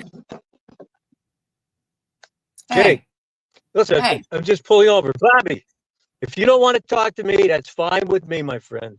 No, You know I what? told You having a grudge against Boyd Green is ridiculous, and not wanting to I expose the apologize public. already. That's over. So I'm getting Okay. I'll go get a job on Tuesday. So That's not going to do with your job. It has to do with you having a grudge against the guy. What did you call in? You apologize to What's him. the That's great. cartoon about? What's the cartoon about? Bobby and Charles What getting cartoon? a job. I didn't make cartoons. I don't do videos, my friend. That's Well, I Gator. don't know how that came up, and you're on it saying Bobby and Charles have to get a job. I make videos. Do I make videos? Come on, Bobby. Get with it. Well, I don't I'm make going to get a videos. job on Tuesday. Thank you very much. I'm Great. trying to get a More job. power to you, my friend. Okay. More thank power you. to you. Okay, bye now. You know what, Bobby? You're not a Jets fan, number one. Okay. I am And you so. come on- I vote for both You're a Giant fan, my friend. You've always Okay, been. You but and Lane are Giant loyalists. Okay. No, So like I don't the need to Jets hear. too. You have a donated Jets cap, by the way. They bought it for you. You never bought it. Just like But they B-Mac gave or it to me, Bernard. okay? That's none of your freaking Great. business. But you're a okay? Giants fan, number one, and you come I on like the and you Jets get too, Boyd dumbass. Green. Huh? I like the Jets too. You can't like two teams. That's Oh, baloney. shut up. Goodbye. You have a great Don't day. tell me to shut up. You're weak. I mean, you know what? You're a Jets fan. You're Goodbye. a Giants Shut fan. up. One or the other. This is a Jet station. Okay? Jake. Where's Jake? Hey, just telling the truth. You needed to apologize to Paul because there's no reason for him having a grudge against him. And he won't expose it in public, but he has to go on Facebook. You figure that one out. I can't. You know what? The guys in this channel have treated him great. That's all I can tell you. All right? Everybody knows it. Nick backs him up 100%. I don't care. You know, but just don't come on and have that attitude. You know what? You've come onto the Jet scene and don't tell us how to act and behave yourself. Plain English. Okay? And don't hey, it's my pleasure if you don't want to speak to me, Bobby, because you cut yourself off. You just show your true colors by doing the things that you do. All right? Everybody knows that you're an angry little man. That's all. Jake, you on there? Come on. He thinks that Charles and Bobby need to get a job. This cowboy hates to see us maniacs complain. What he call it, One Punch Briga. You need to get a job. What he call him, One Punch Briga. The beast is on his ass. Call him One Punch Briga. Has anyone seen Bean Mac? Call him One Punch Briga. He'll only need one. You know, I've been involved in a lot of controversies on this show. This right there is easily one of the greats ever. Boyd Green, God Wow. bless you for having your show this morning and allowing all of us to watch whatever that just was. Wow, and I didn't know Briga felt so strongly in my defense. You know, him coming out and boom, and he was saying in the comment section he didn't call into the morning show today, so seeing it on here is like, okay, there we go, Briga on Team BG. All right, you love to see it. That was remarkable. The passion from Dave. I mean, Yes. that was passion. That really Yeah. was. It was beautiful. So salute to Briga and thank you to everybody. That's great. Again, I think, you know, I don't want to speak for you, Jake, but man, Bobby has been such a cool, I don't know when it started. You're probably better with the dates. When did Bobby's first start calling into your show? Probably about 2-3 years ago now. Okay, yeah, that sounds about right. So, but right, from the Bobby that was then to the Bobby that's now, we just have a very different Bobby. I don't know, for whatever reason. So Yeah, Bobby was his brother before he became Hollywood Bobby.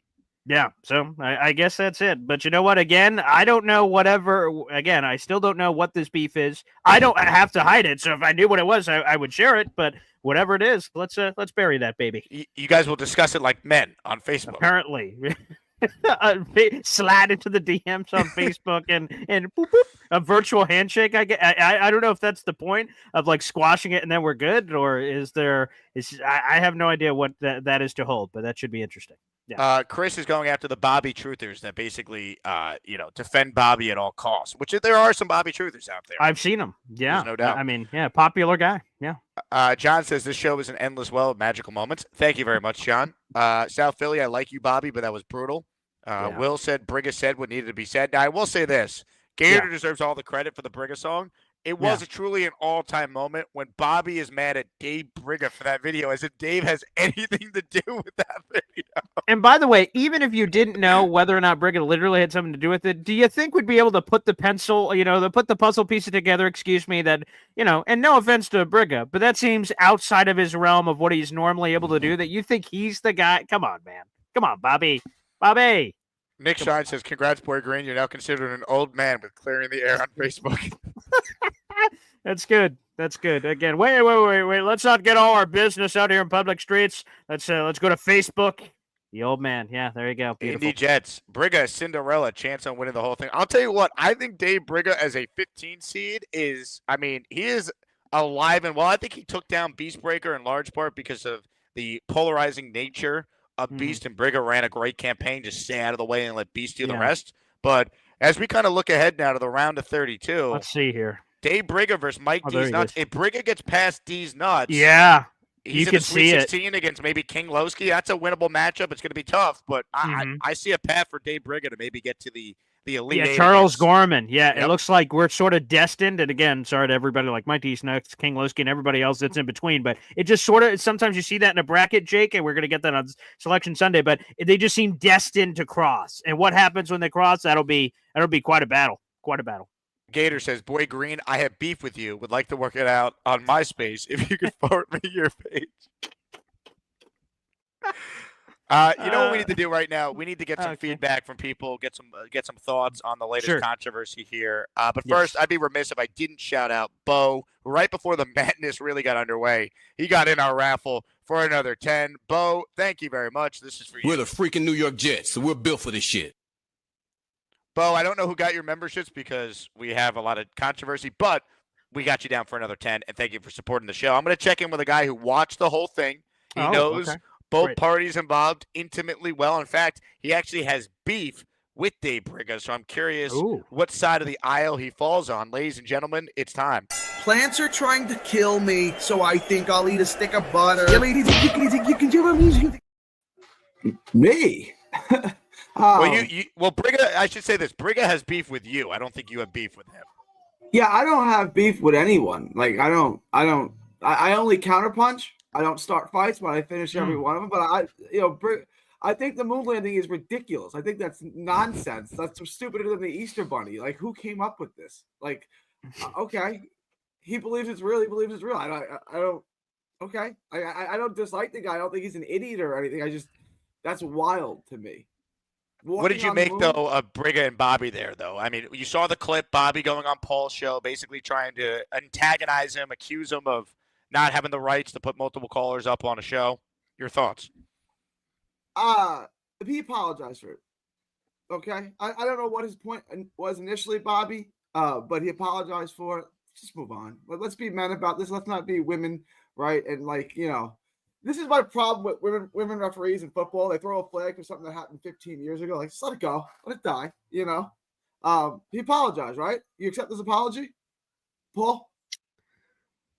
Yeah, I mean, again, the initial beef, I didn't have any problem with it. I thought it was weird, though. But he said he was trying to do something. I don't know if he was trying to make a joke or that's what he sort of seemed to try to explain. But it was odd. It was odd from old Bobby there. I appreciate that Jake and Gator had the footage, so for people who missed it. But they can, I guess, paint their own story from that. I heard someone said in the chat they didn't hear a legit apology. I did. I think he apologized. I think he's sorry. He's not going to come on and cry. He said he's sorry. All right, I accept your apology. Let's move on. This comment from Ted is incredible. Breaking news: NFL Network suing Bobby over the Octobox. Oh my god. Oh my god. And then the Briga thing. I don't know what the beef is or what was said, but like, look, Briga, I don't know Bobby's personal life. I don't know Charles's personal life. Maybe they can't get a job. I don't know. Maybe they don't need a job. Maybe they're independently wealthy. I don't know. Why get a job when you can own the whole office, right? Like, I don't know their personal business. I'm not going to start telling everyone you should get a job. What are your thoughts on Briga basically being the arbiter of my callers needing to get jobs? It's no shade at Briga. I just maybe mind your own pocket, right? Like, you don't know what if Bobby won Powerball? No. Then taking a job from someone else would be counterproductive to society. Someone else can have that job, right? Like, I don't need it. I just won Powerball. Let someone else have the job. Right? I mean, you don't know his situation. I have no idea if Bobby needs a job or not, right?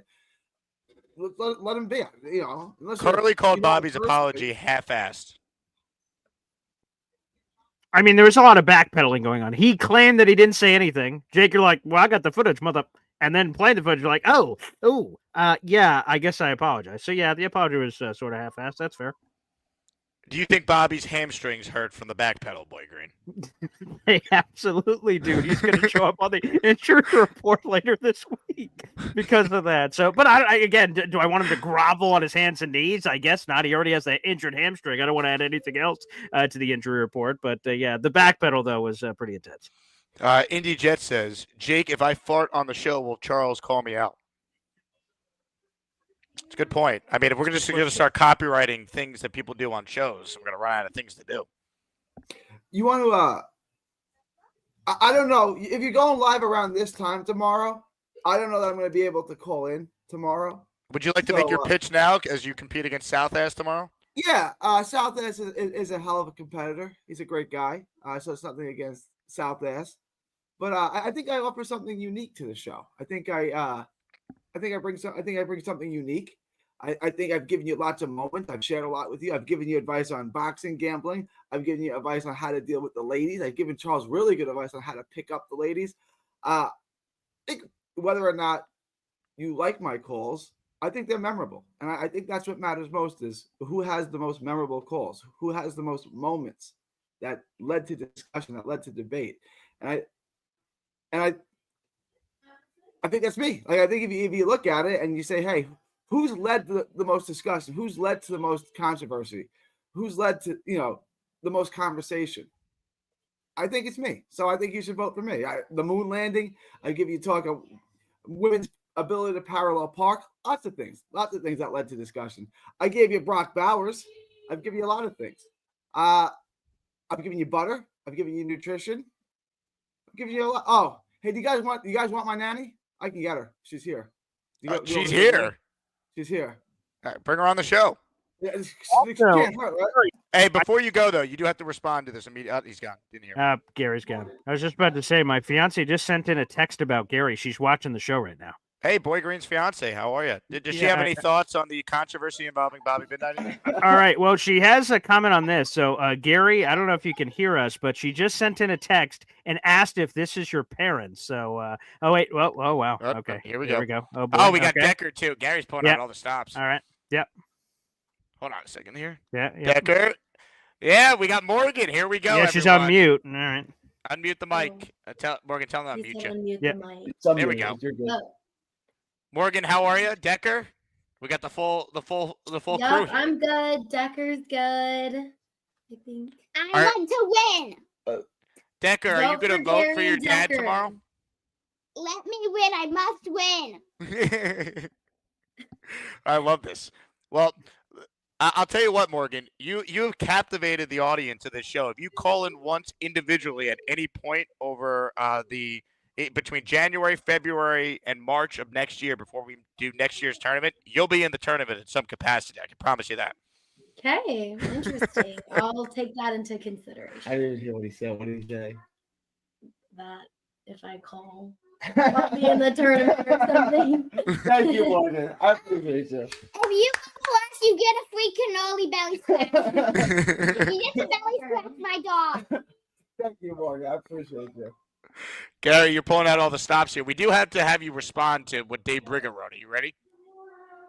Okay.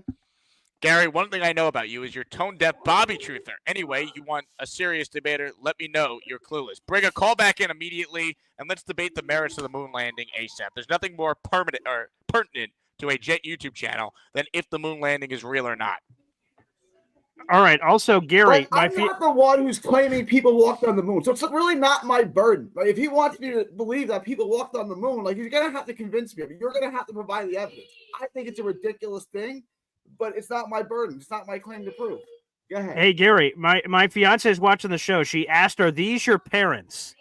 Okay, so here we go. She said, "This is what you look like."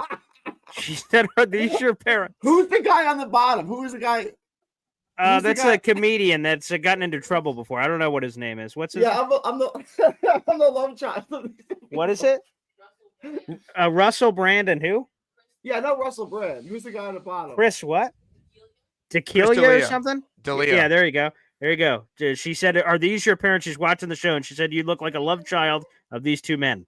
Yeah. Yes, I'm the illegitimate love child. Okay. Hey, there's worse places to be.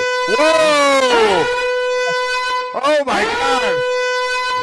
Ladies and gentlemen, do you hear it? He thinks that Charles and Bobby need to get a job. This cowboy hates to see us maniacs complain. What he call him, one punch Brigger.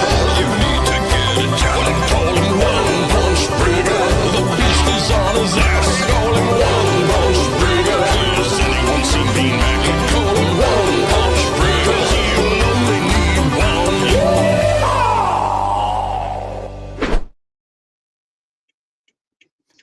Let me pull over here for a second. I was trying to get some materials for my taxes. Just hold on a second. Never ends, right? The IRS always got their hand in your pocket. But Gary, you know all you do is complain about everything. You know what? Your take. You complain about anything. You complain about everything. You know what? Put your 2 cents in everything. You have no basis. What have I complained about? What have I complained about? Well, I don't know. You just Yeah, you couldn't even understand how Bobby was dissing Paul. Okay, you just didn't complain understand. about everything. I say name one thing I complained about. He goes, I don't know. Okay, well listen to this. This guy is always on his show, belly aching, his anger issues, whatever. I don't care what his job is. If he wants to work, that's up to him. I just, whatever he wants to do, I don't tell people how to get their labors or whatever. All right. First of all, did you ever hear of Gus Grissom, Roger Chafee, and Ed White? What about him? Did you ever hear of them? Answer the question. Answer the question. Yes or no? I think I've answered it 3 times. I don't think so. I don't know. They don't strike. Okay. Do you know the date? February 1967. The Apollo 1 fire. You know what that was? I don't. You know what it was? I just said no. I feel like I'm answering these questions over and over again. No, I don't know what it was. I don't know the significance of February 19th. Explain to me why 3 men die in a fire in a space capsule training. You don't know anything about. It's not my claim. It's not my burden. I'm not going to sit here. Well, you're good. You're good enough to say it doesn't exist. You would uneducated aerospace person makes just blatant comments about nothing. Then educate me then. I haven't made a claim. Well, I don't have to educate you. You just answered one you didn't know. You said people walked on the moon, correct? That's your claim?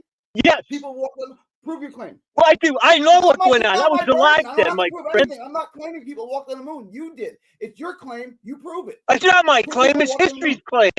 You're just ignorant. You're an ignorant person. You don't want to believe in achievement.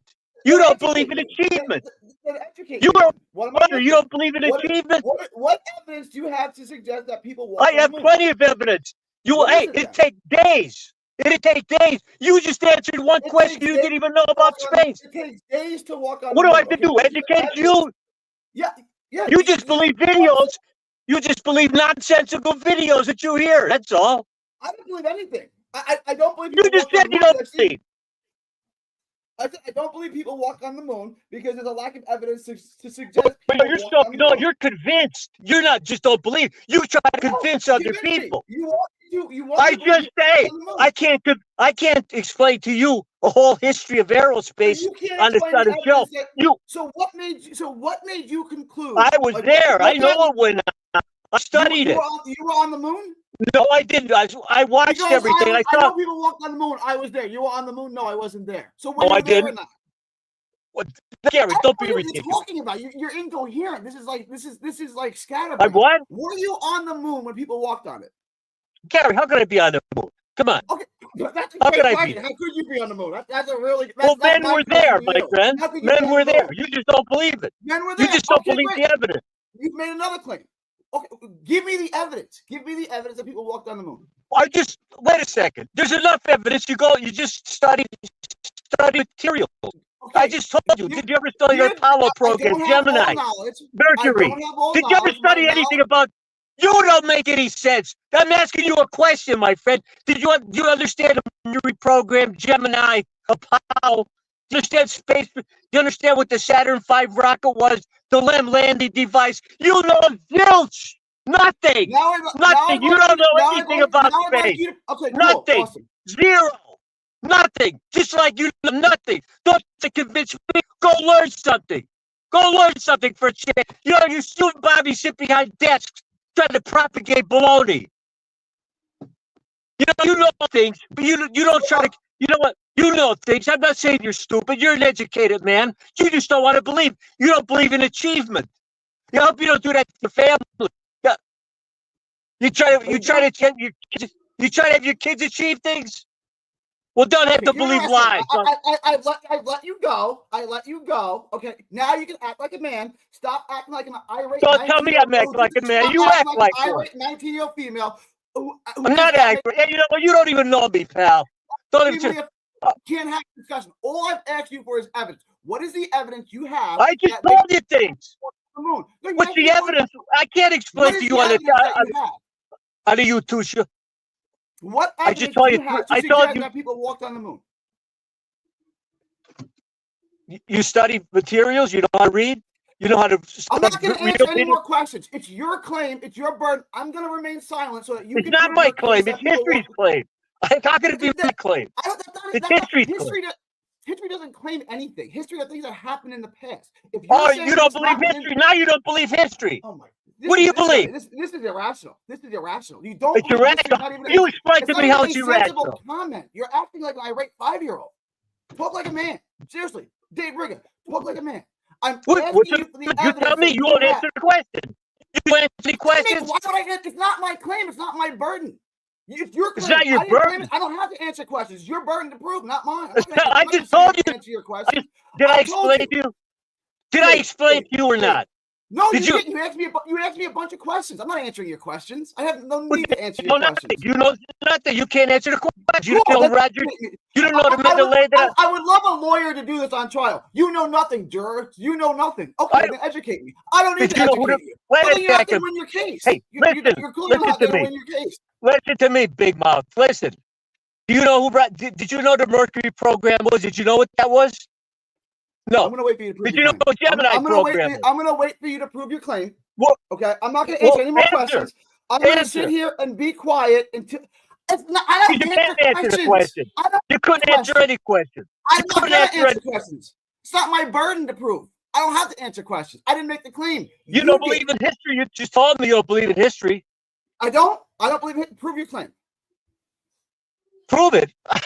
Well, how can I prove it over a YouTube show? It's your claim. I don't know why you're making claims you can't prove. I just told you go do it. Do you know how to read? Do you know how to read? I don't think so. Maybe you don't know how to read. I don't know. No, maybe you don't know how to read. You go to school. You said you went to college. They teach you nothing?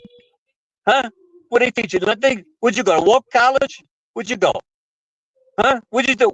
You're telling me to prove a point that's been proved in history. Ask anyone. I don't know what you want me to say. I don't know what you want me to say.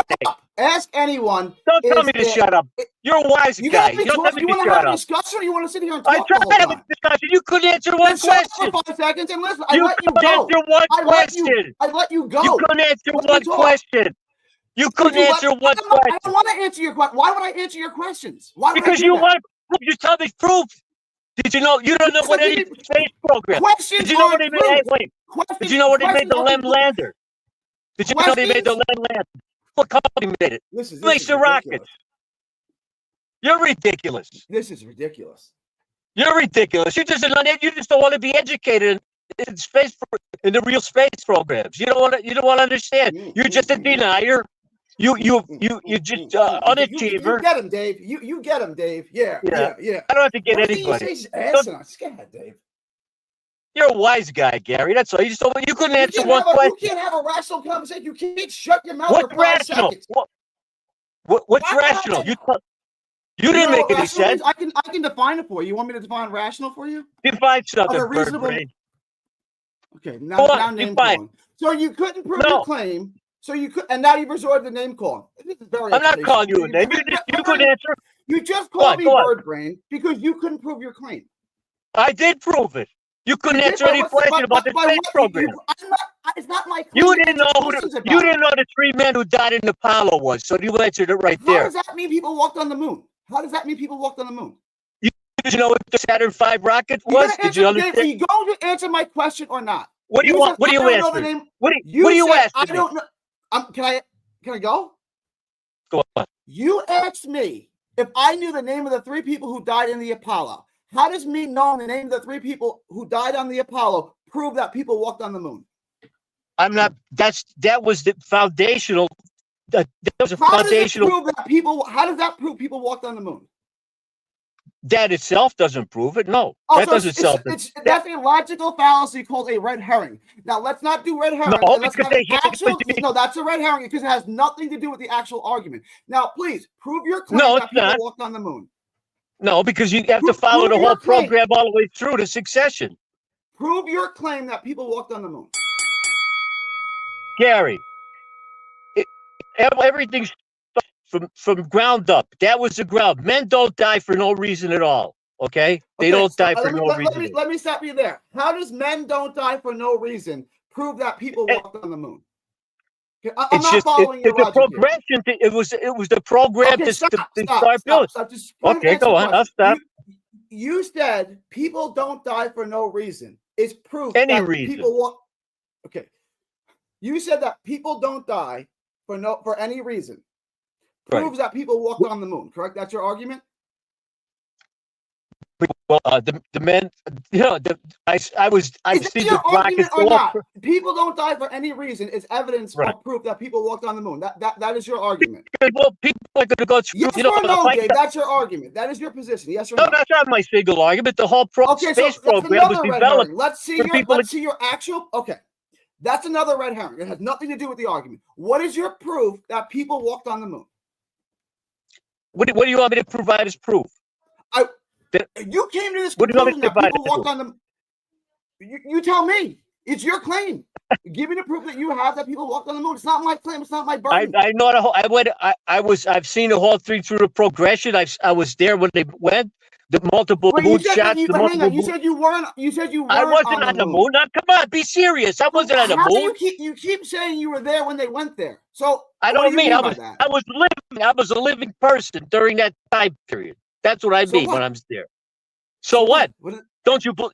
The bottom line is you don't believe in the program. You don't believe in history. You believe that men covered lies up. I don't believe. You don't okay. believe.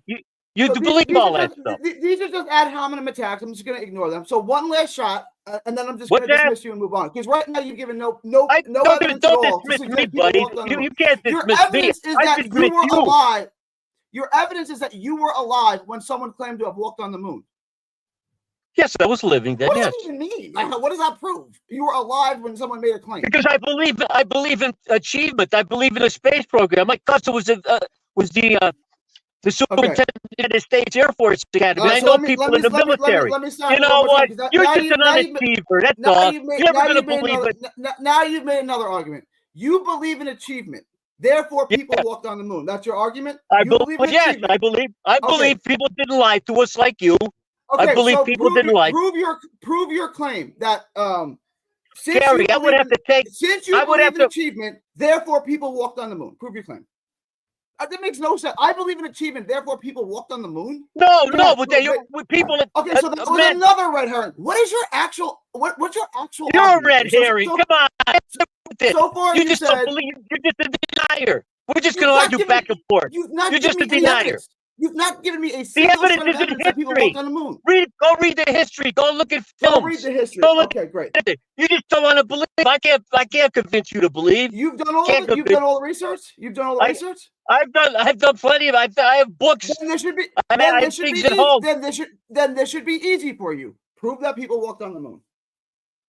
You've done all the research. This should be easy. Okay. Prove people walked on the moon. When the Lem lander was going, when it, detached itself, the first Apollo 11, I think it was Apollo 11. When the Lem lander went to the moon, Yo, Holmes, I haven't made a claim. I've made no claims here. Yo, I just asked him. You're always claiming. You're a It's denier. not my burden. It's not my burden. Buzz Aldrin, in his mind, had to calculate the exact landing because the computer was on overload. This man was such an intelligent person that he had to figure it out in his mind the exact fuel that would be left to take off for the moon landing. Now, we know that there's all these denials of flag. What is the your movement argument? of the, What is your argument here? What do you want me to tell you, Gary? I want your claim. I want you to prove your claim. You can't prove denying it. I haven't made any claims. I haven't made any claims. What? The only thing I made is I don't believe you. That's all I said. I don't believe you. If You don't believe. So you don't believe it happened. You believe it was a cover-up. You believe it was a cover-up, correct? I didn't say that. Correct. I don't believe people walk. I don't believe the claim that people walked on the moon. That's it. But you believe it was a cover-up. I don't believe that people walked on the moon. That's my claim. Well, it's one or the other. You believe it was a cover-up then. I don't believe that people walked on the moon. Then you believe whatever you want. The claim that was you made, believe it was in the studio. Just like when the kid comes in and say the dog ate my homework, I don't believe you. Okay, I don't have to prove anything. If you want me to believe the dog ate your homework, you better prove provide anything. You better I have provide to some prove medical everything. records. I have to prove history. I have to prove history, but you don't have to prove anything. Because you're just a plain denier. I haven't made any You're claims. an unachiever. That's all. You're a person please an achievement. You're an unachiever. That's all. Unachiever. All right, let's cut it off, Jake. He's ridiculous. He's ridiculous. Your claim, so you resort to personal attacks. Very good, Dave. Very impressive. Go back to boxing. Go back and take some more headshots. Very good. Go take some more headshots. You need some. Very good, Dave. Wake up a little bit. Wake up. Wake up. You're asleep. You're asleep with the switch. Go to sleep. Go to sleep. Go back to bed. Bye. Good job, Dave. Bye. You're a goof. Ladies and gentlemen, sports fans of all ages, welcome to the event of the year, the moment you've all been waiting for. This is the Asmaniac Rumble. What a show. What a show. Briga versus Gary, Briga versus Bobby. Unbelievable. Wow. Now that was wild. A couple super chats here, but first, TH3 gifted 5 memberships. If you want to support the show and get in the next Asmaniac raffle, this is the way to do it. Don Maynard jersey, grand prize next week. Signed Garrett Wilson helmet.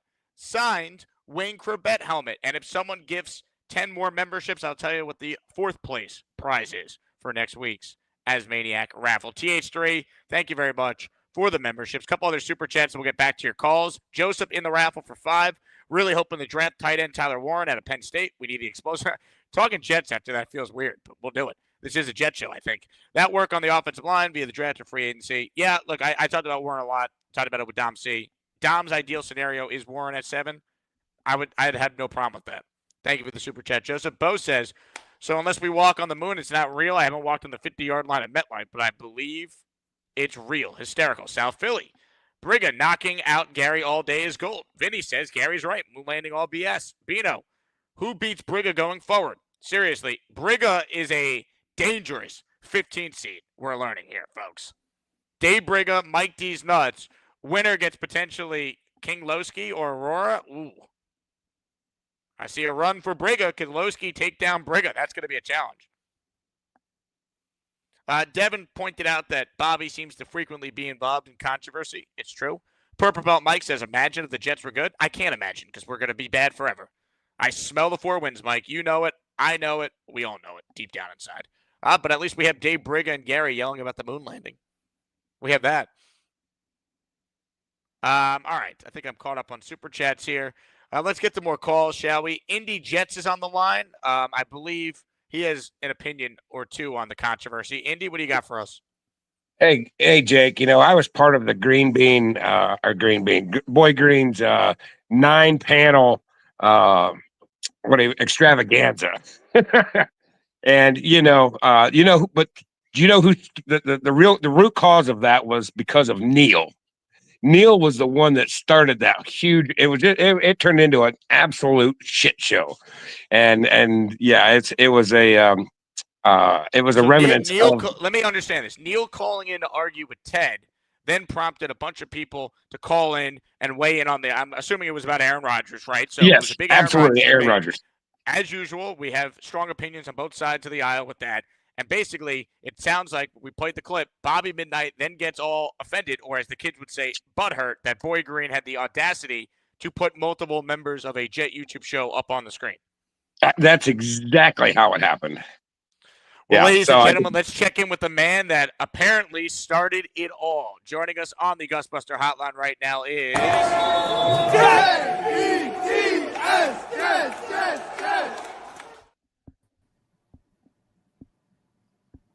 Hello, Neil. Let me set the stage, Jake. I very rarely put Paul's show on. I just so happened it was early this morning. I got up early. I had some stuff to do for work. I put the show on, and I was hearing lots and stuff about, how great we're doing in free agency, how this wonderful team we're going to have, and God almighty, Fields is going to turn into Josh Allen and everything else. And I said, let me weigh in and put a little truth serum onto this, sprinkle a little syrup on here. So I get on, and I basically said that, I said a couple of things, and I got stamped something that is an entirely opposite of what the world thinks I am. I got stamped on Boy Green's show as a negative Jet fan. You know me. I am the least negative. Joe Beningo called me the most positive Jet fan back in the 90s, when we had the playoffs. I used to go on the radio. I was considered the most positive.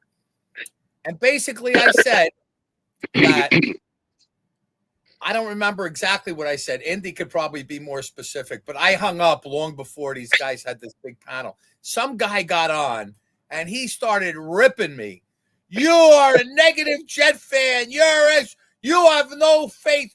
I'm a big Jet fan. I had season tickets. I go, where are you now? I'm in Florida. Oh, do you go to the games? No, I watch them on TV. I said, okay. I said, I've been a Jet fan my whole life, and I go to games. I went to Dallas. I went to Vegas. I watched this team suck all over the country, okay? So I really have been a lot longer suffering than most people. But I want to call a spade a spade.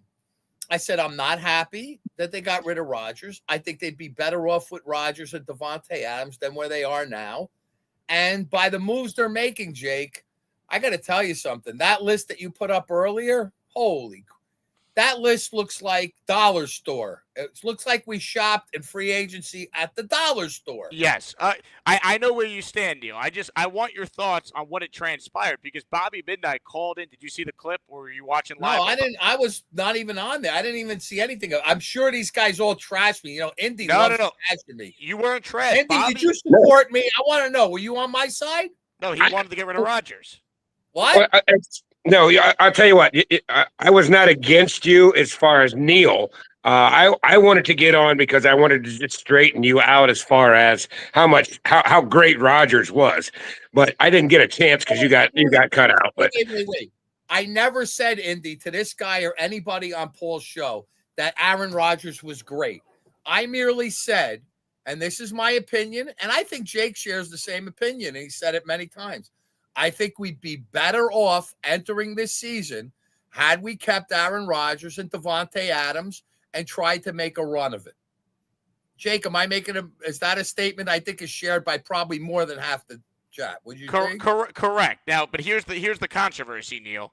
You Okay. being on the show and then a bunch of people calling it at once set off Bobby Midnight into going at Boy Green, feeling like he was stealing the concept of the Bobby Midnight show, where you have 75 people all talking over each other at once at a time. God, I created that much controversy. I hung up, Jake.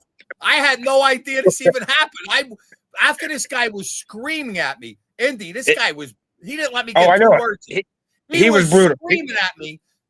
You don't know anything. You're not a fan. You're full of shit. You are a fake. You are a fake Jets fan.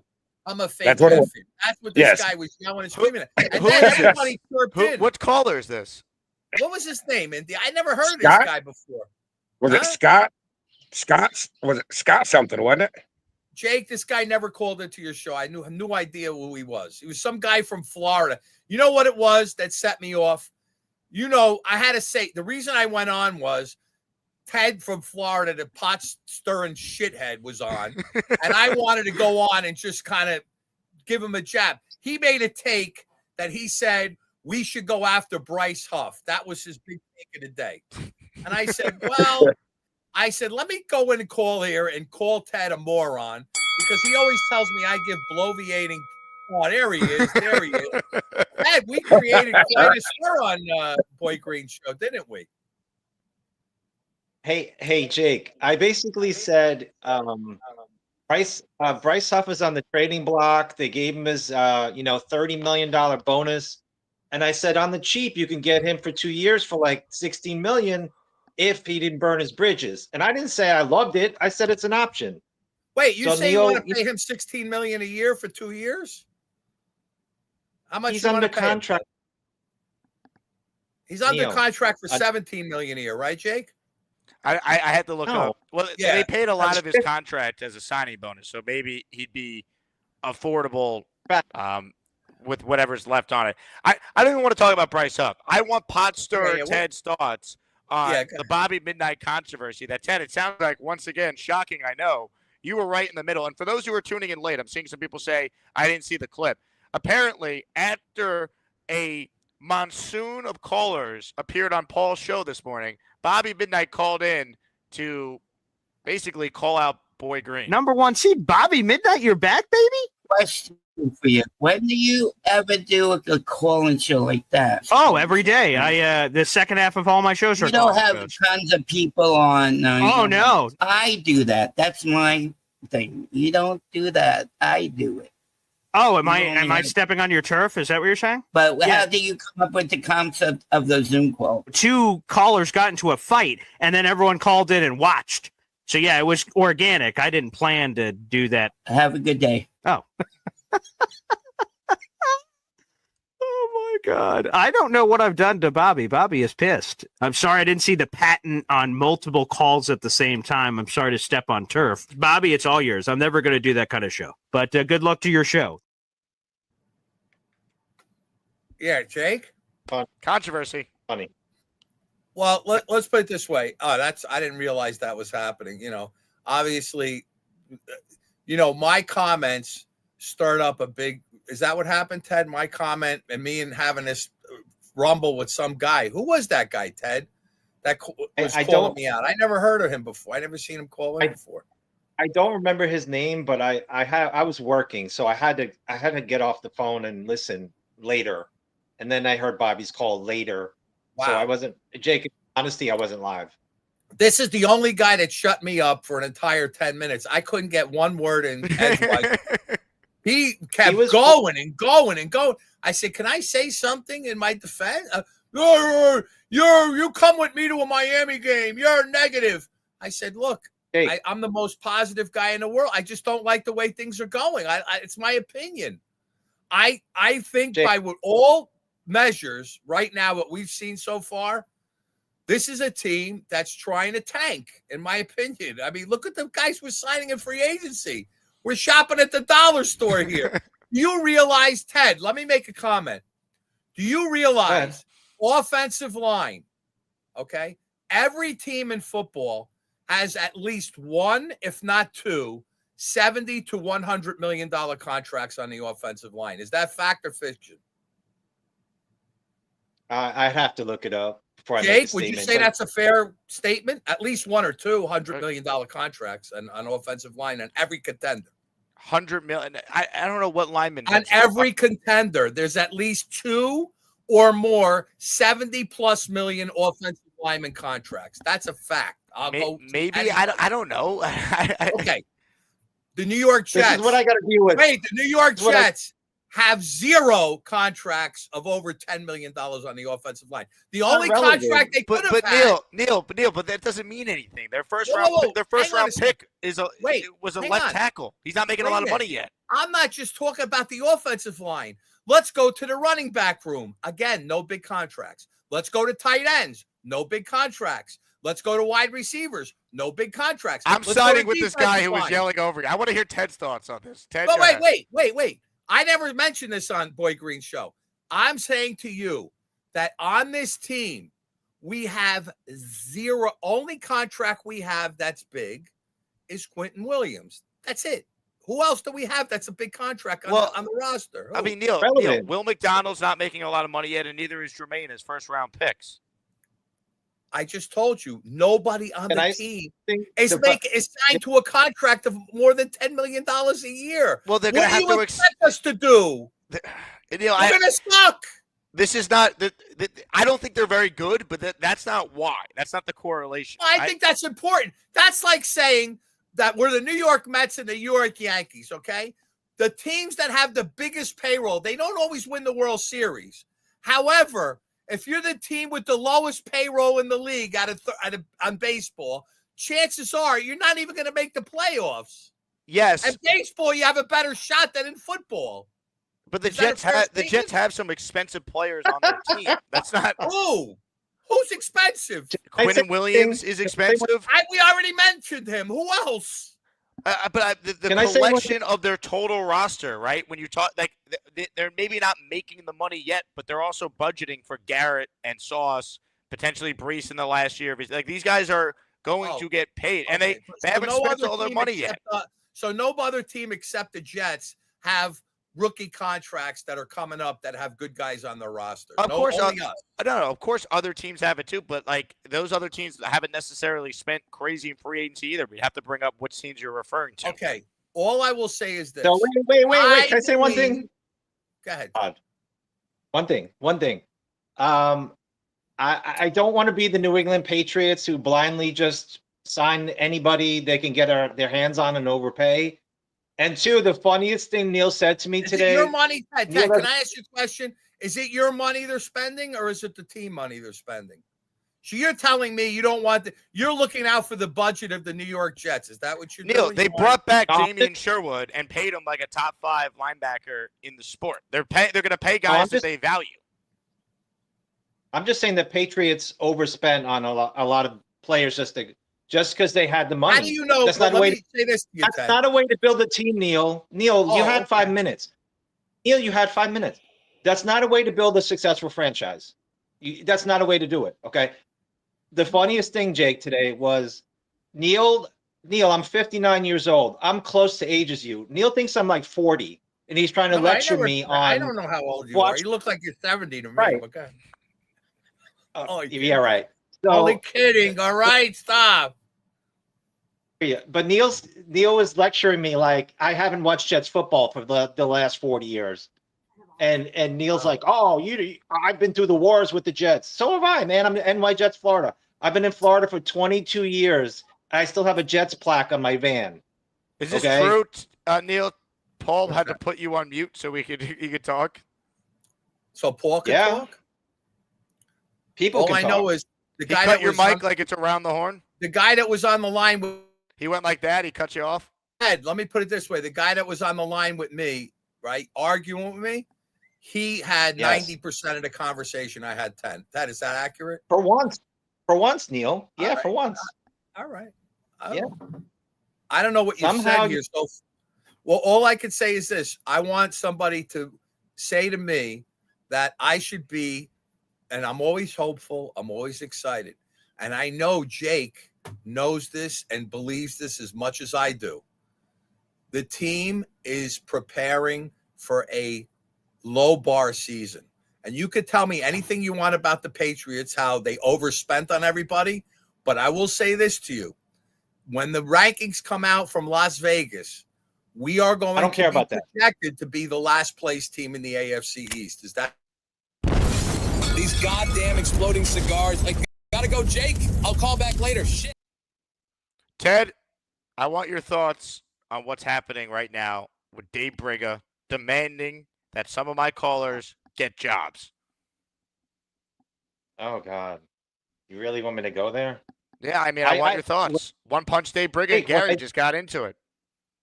When I did my roast, I did mention that Lane Train was the only 1 seed with a job, so that pretty much says it all, right? That's why I brought it up to you. Yeah. That's about all I have to say. A one-liner. I'm not going to criticize people's lives. They have to live them the way they have to live them. What are your thoughts on Dave Briga and Gary going at it over the moon landing? That was a heavyweight fight right there. That was a seriously heavyweight fight. I could do without the name calling by Briga, but he brought the heat. Let me say that. He brought the heat. Gary tried to play rope-a-dope and just sit back and just try to expose Dave. But Dave landed some pretty heavy blows there. I have to say that. Ted, I appreciate the time. Thank you, Jake. As always. Ladies and gentlemen, from Ted to a 1 seed on the line. Hi, how are you? Bruce Hall. That's good. Hey. Hey, Lane, how are you? So, I'm okay. Yeah, what happened this morning? That whole debacle. It Was sounds Bobby like Bobby upset? Midnight was very upset that Boy Green had multiple You know callers why? on his show. Okay. Honestly, and then the thing with Gary and stuff, and then I think that this is getting like, if Bobby doesn't want him on his show, then I can't really curse, but who gives a stink about it? You know? Because if he's gonna act like a 2-year-old, Well, I was just going to ask you, Lane. What do you think of Dave Briga demanding that callers get jobs? I have a job, but honestly, if he's gonna act like that and hurt Bobby's feelings, he should block him because nobody should be treated like that. You know what? Honestly, I think he. Thank you. You know, I like Bobby. I think he's doing a good job on his new show with his brother also. He's getting a lot of viewers, but still, if he's gonna in the 1 seed, and I hope I win it all. I think I'm gonna do it. It's gonna be good. I think Addison's out of it, and I'm going up against 25. You are have going any up other against 25. questions? Yeah. Can I see the bracket? All right, let me see. I know the other side. Let me read it. 25. Robert C. Rick Kent. J. Tree. Mr. Bolsey. And Veman. Okay. The reason why I really wanted to call in was because I was looking at something about the whole Aaron Rodgers story. I think either the Steelers are gonna get him, or either the Jets, or the Ravens. But I think I've Ravens. been going. Do you think if Aaron Rodgers goes to the Ravens, the Jets could maybe try and trade for Lamar Jackson? Yeah, I think All it's right. gonna happen. You do? But they need to draft somebody though, and I think that. So Justin Fields, Lamar Jackson, and we could draft. How about Dixon Yeah. Holmes? Yeah. That's the one that I actually came up with.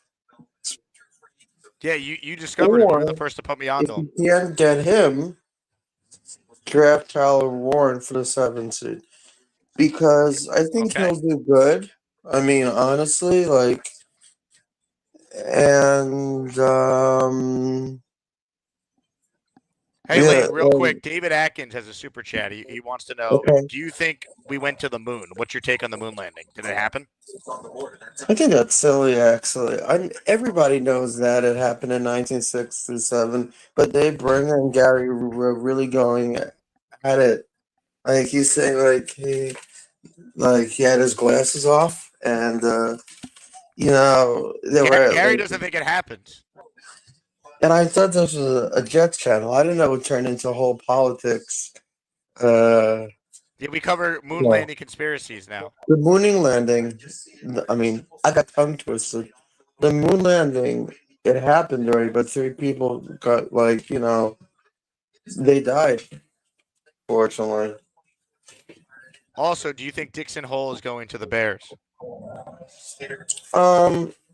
I would have had to say that you could have him go to the Bears. And because, honestly, okay, let me put it to this way. I think that the Giants have picked the second. I think they have the second to pick. And I think they have the second pick. But I don't know who they're going to get. Either the third pick, rather. I don't know who the Giants are going to pick. I got to say. Maybe the QB they need.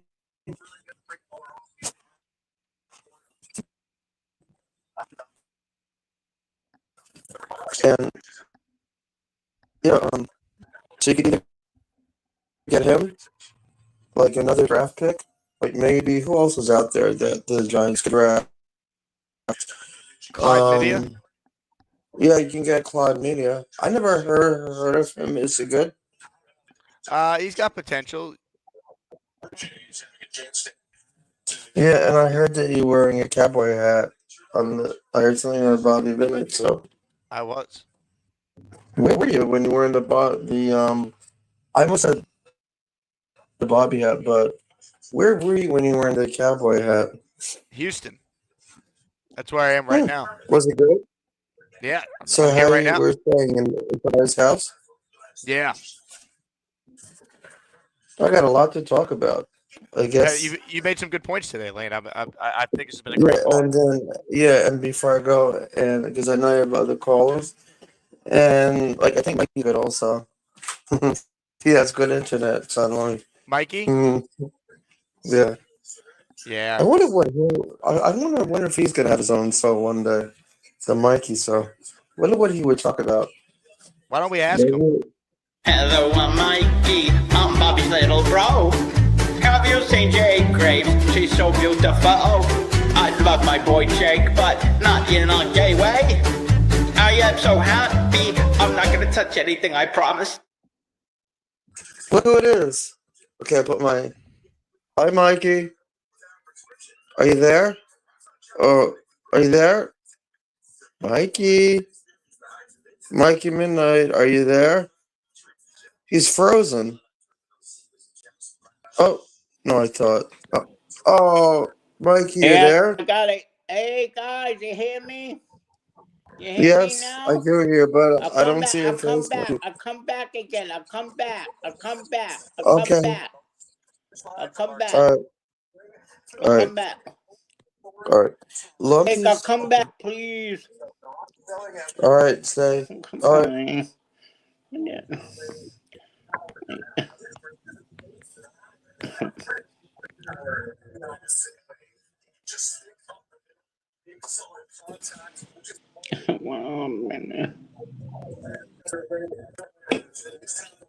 We lost him. We I couldn't guess find him. maybe his internet went in and out. But Yeah, I I'm not think- sure what happened there. I think that Dixon Hall is going to do good. Get the Jets. I think so pick him too, up. Lane. I want the Jets to take him at pick 27. What do you say? Yep.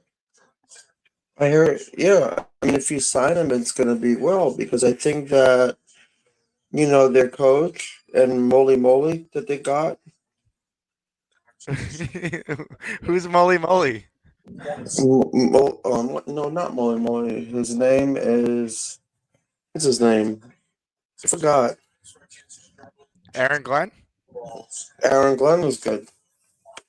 And then Ladies and I gentlemen, heard the lane train. the 27 pick in the NFL draft, the New York Jets select Dixon Hall out of Arizona State. What am I, a mind reader? I think he meant Darren Mucci when he said volley. I speak pretty good lane after doing this for a while. I think that's what he meant. Please hit the like button. I'll extend the show a little while longer here. I am canceling plans to continue this because I'm having so much fun. Ladies and gentlemen, I know a guy we got to go to here. And by the way, let's get some more raffle entries before we say goodbye. I haven't updated the polling in a while. Seems pretty clear Hamburger's going to take down Scott. Over 560 votes is 59-41 right now in the Maniac Madness matchup going on. Tomorrow, the final matchup inside the Butter region in the opening round. And then to the Lane Train region we go. You just heard from Lane. He's going up against 25 in that round. If you want in on the raffle, chance to win a Corbett helmet, chance to win a signed Wilson helmet, and a Hall of Fame signed jersey by Don Maynard. All right. Ladies and gentlemen, who knows if this will work? We'll do our best right now.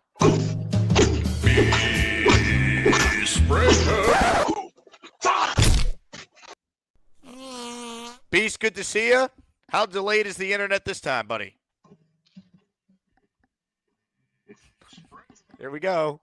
Hey, Beast, when you see this in about 10, 15 seconds from now, get up, run around your room as if you're Justin Fields scrambling, trying to dive for them to pile on to score a touchdown for the Jets. Everybody, the next fight we have. In about 10, 15 seconds from now, get up, run around your room as if you're Justin Fields scrambling, trying to pile on to score a touchdown for the Jets. Everybody, the next fight we have.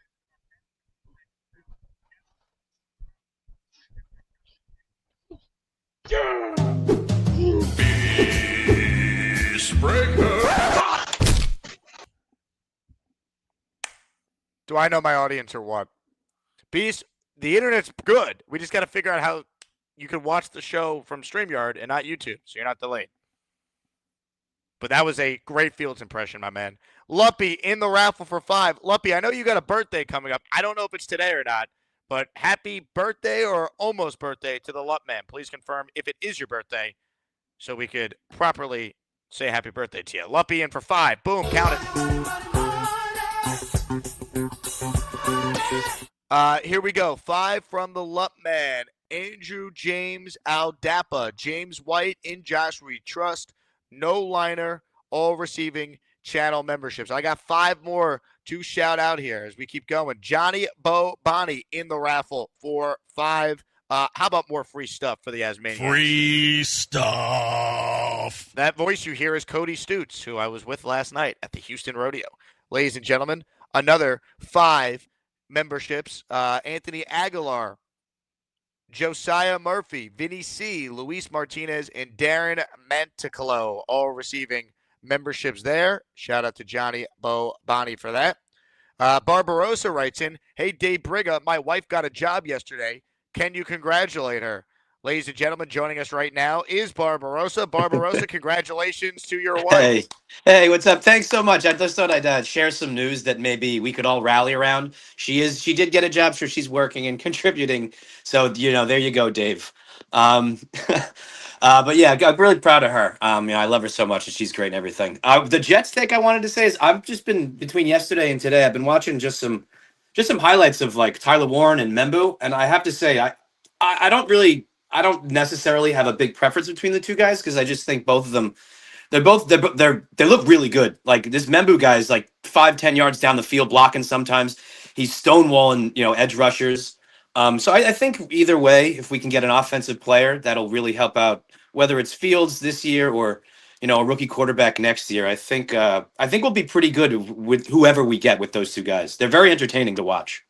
100%. They just better get it right, Barbarossa. They need to get it right, damn it. Yeah, no, I know. It's because I just think the upside with Tyler Warren just for our team is a little bit more because as you said and people have said earlier in the week, he can block, he can catch. He's just very versatile. And they've done nothing in free agency to help the weapons. They have Garrett Wilson and Brees Hall and nothing. Yeah, that's a big, like, Garrett has to be happy. I mean, not that that's the most important thing, but we want Garrett to be happy because he'll perform the best if he's enjoying himself. And if he feels like he's the only guy out there and he's got to do everything, I don't think he's going to be able to do that with Justin Fields throwing the ball to him. So we definitely do need someone to take the pressure off of Wilson. And I think a guy like Warren would be perfect for that. 100%. Barbarossa, congrats to your wife and your Thanks. thoughts on the moon landing, real quick. You're a man of history. Oh, yeah. What did you make? Yeah. Scary. Yeah, so that was. I honestly, I had to turn that off for a moment just because I had a headache. But overall, it was very entertaining. Yeah, I mean, as far as I understand, the moon landing happened. Neil Armstrong, Buzz Aldrin, and Michael Collins, when Michael Collins had to stay on the ship, he didn't get to walk on the moon. But pretty amazing if you think about it. In like 1960, JFK said, "We're going to the moon," and then 9 years later, we were able to do it. So I do certainly trust the experts that got us to the moon. I hope we get to go to space again too. I hope I get to see some cool Mars shit. I would really like that. Maybe we can send Gary to Mars so he can't doubt it. Gary to Mars. Start the campaign, ladies and gentlemen. We need it. That's all like begging the question. Thank you for the time, Gary. Barbarossa, excellent call. Thanks, guys. Peace out. Cheers, Asmaniacs. Ladies and gentlemen, the great Barbarossa. And I got some breaking news. Oh, shit. Breaking sports news on the Jake Asman Show. I'm being told by Boy Green himself that Bobby reached out via Facebook, squashed the beef, and said we're friends again. So if you've stuck with this show today, 1, God bless you. And 2, that's great news. So after all that, Boy Green and Bobby are friends again. Who knows what this beef was? But there was beef. Nick Shine says, extended the show into Bobby's time.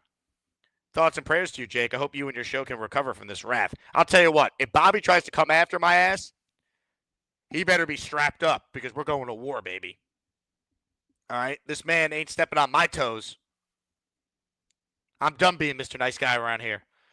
Bo in the raffle for 10. Rick Kent in the raffle for 10. A 20 spot of channel memberships. Just like that. I don't have my helmet, but I do have a cowboy hat. Let me go and get it. It's the Asmaniac membership raffle. For every membership gifted, you receive 1 ticket entered in the raffle to win epic prizes.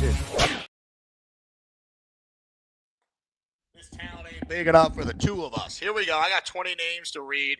Yeehaw, mother. Here we go. 10 names here as we start to wind down. These first 10 here are from Bo, Nikki Lujic, Syed, Sean Sharp, M. Valette, Rick, Rich, Pat Rudy. Shout out to Rich, man.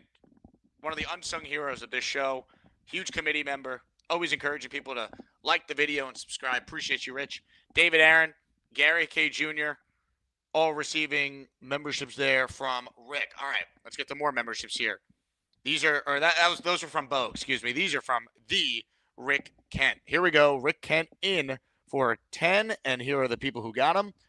Dave M., Gary King III, AJ, Donnie Alford, Bobby Cruz, Yo Holmes, who thinks the Jets can never do anything wrong ever. Shout out to you, Yo Holmes. Guess what?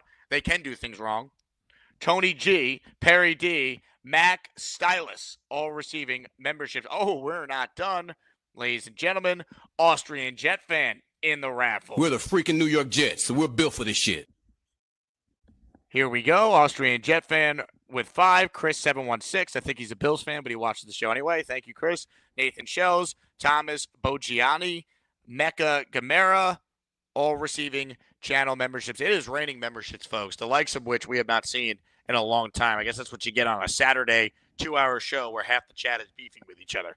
Big fella, super chat, cuts the line. Everyone needs to stop being name whores and trust the new regime. Just caught up. Wild show. It's been a wild one. It has definitely been a wild one. We're not done yet, though, folks.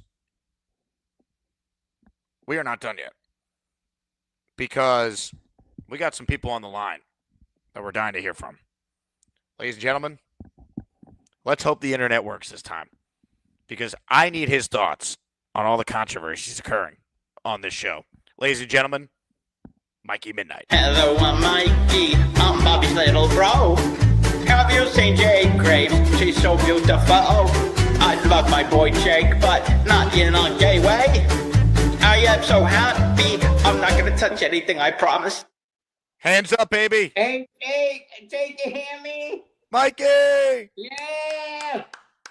Oh, Green, I never get to talk to Ball Green. I never got the chance to Ball Green. You should call his show. He'd love to have you. Him and your brother are friends again. Yeah, I know. I'll talk to Bobby tonight. Who cares? Bobby has a lot of people. I can't talk over other people on Bobby's show. It's hard, you know. The yell at each other, the shit holes. You know, at least you are the best. You know, You're the best, I love Mikey. you too. I love my brother because my brother helps me out too. You know, they help each other. I like Ball Green because his dad and her little daughter, his dad helps him out. You know, he has a lot of stuff on his hands, Ball Green.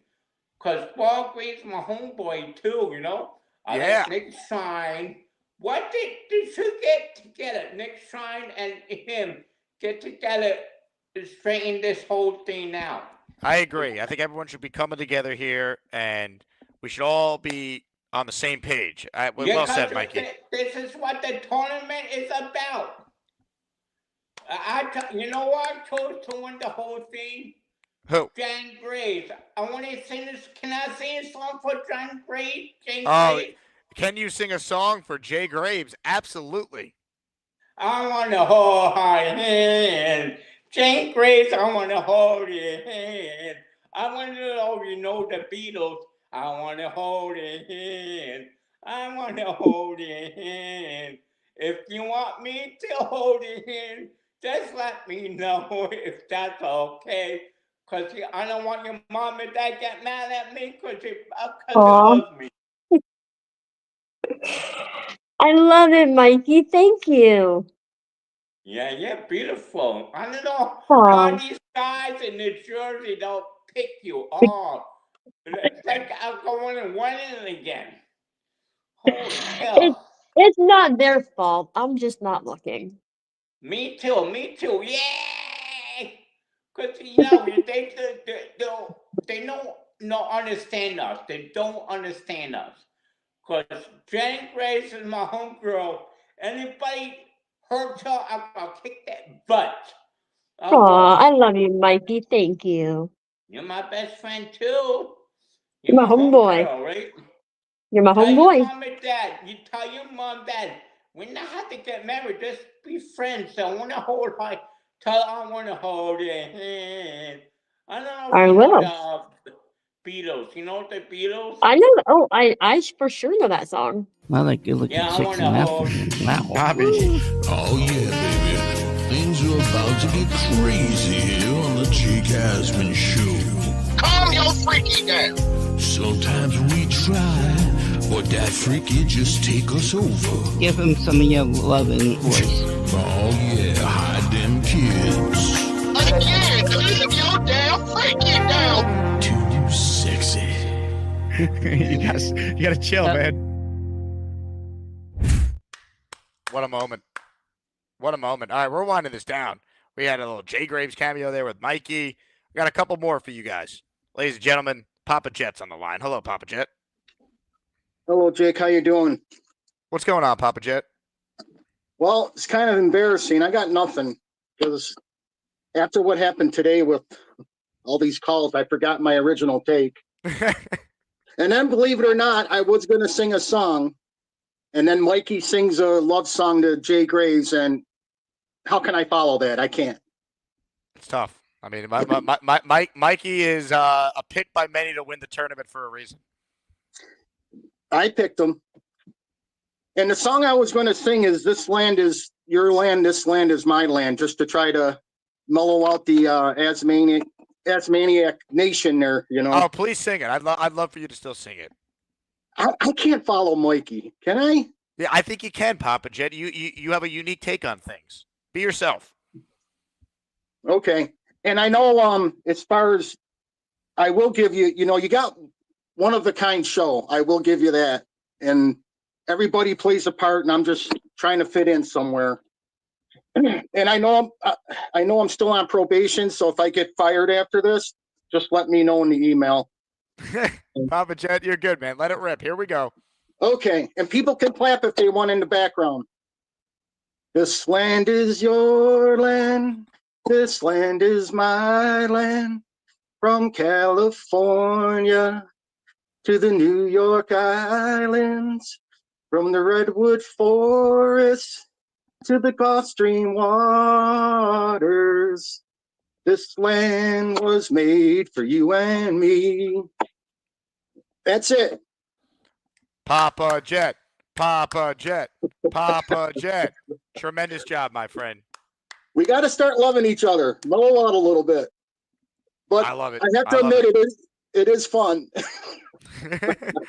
Ladies and gentlemen, the great Papa Jet. How about that? That was spectacular. Hey, Adam, turn your camera on, and we'll come to you. Here we go. Adam is too cool is next. What's up, Adam? Hey, what a show. I have to catch up on everything I missed. Sounds like a lot was going on. Yeah, look, depending on what part you tuned in for, you got quite the experience, whether it was Bobby and Briga, Gary and Briga, Boy Green explaining, Bobby coming at him. There was a lot that happened today.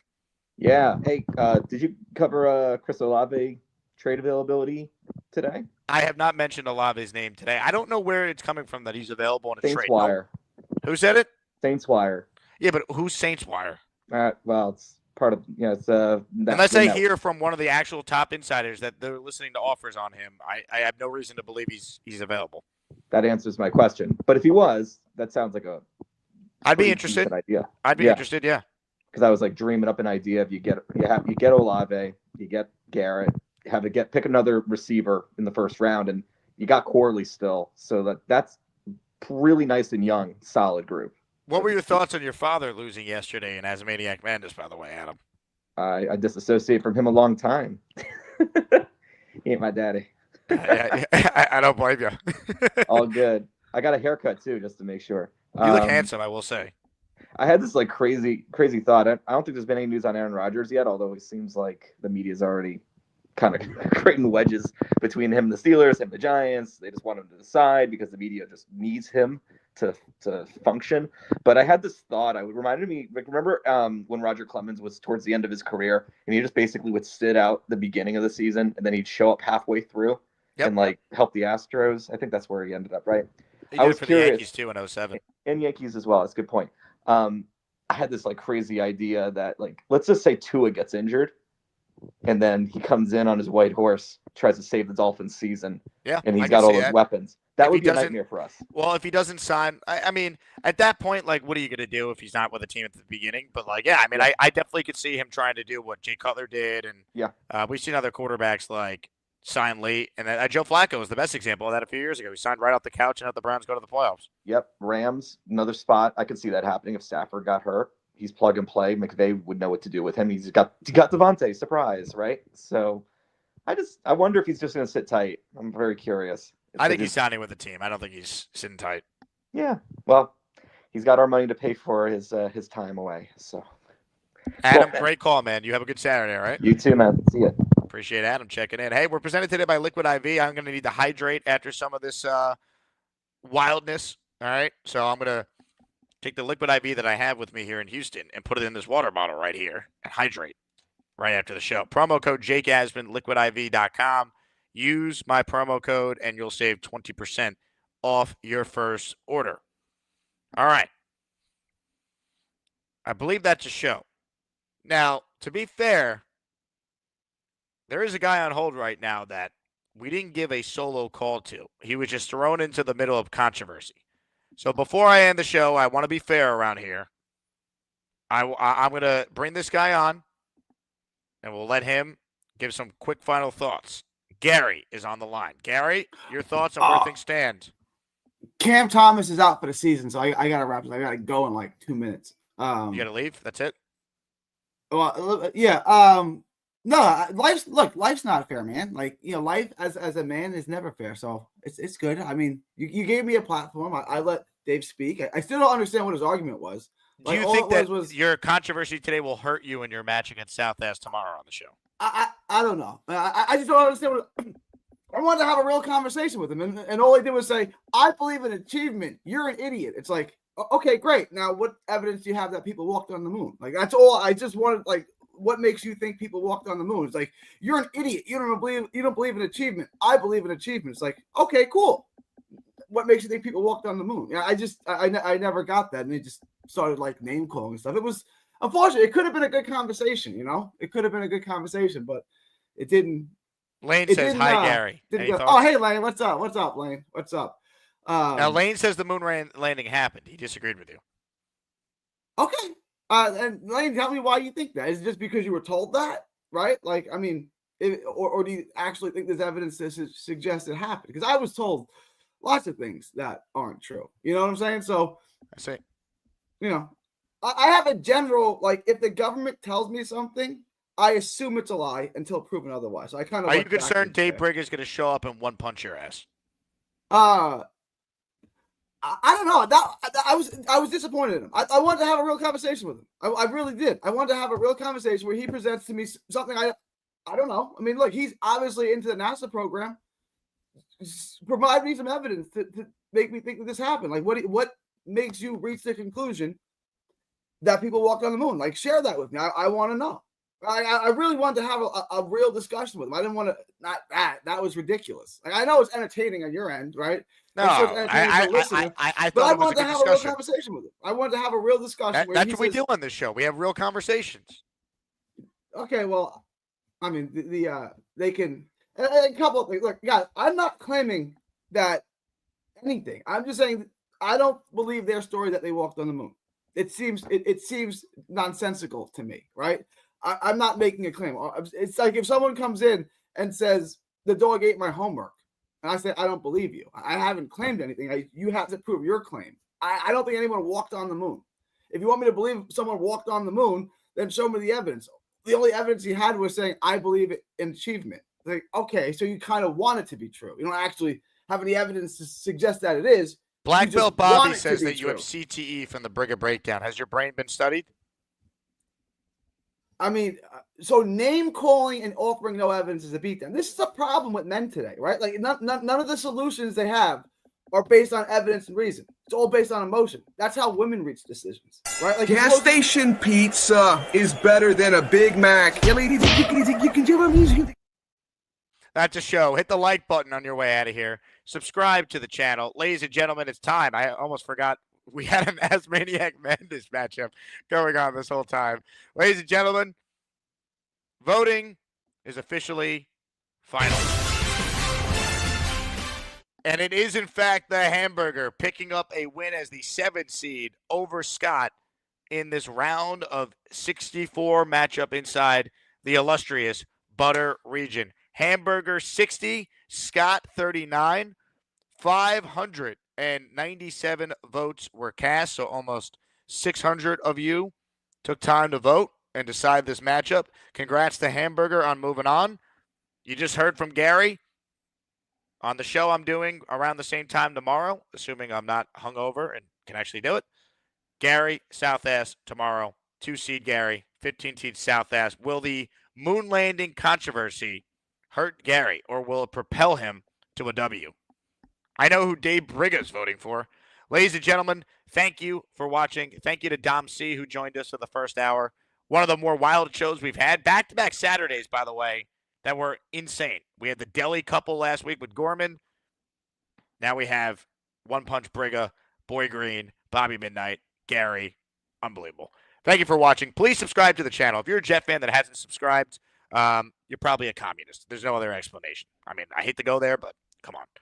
Thank you again. Love you all. Best show ever. Maybe the team will be good one day. That'd be nice. If the Jets do anything big, we'll cover it. They made 2 marginal signings yesterday that we hit on at the top of the show for those of you tuning in late. All right. Go Jets. Take us out of here, Dave, a.k.a. One Punch Brigger. He thinks that Charles and Bobby need to get a job. This cowboy hates to see us maniacs complain. What he call it? One Punch Brigger.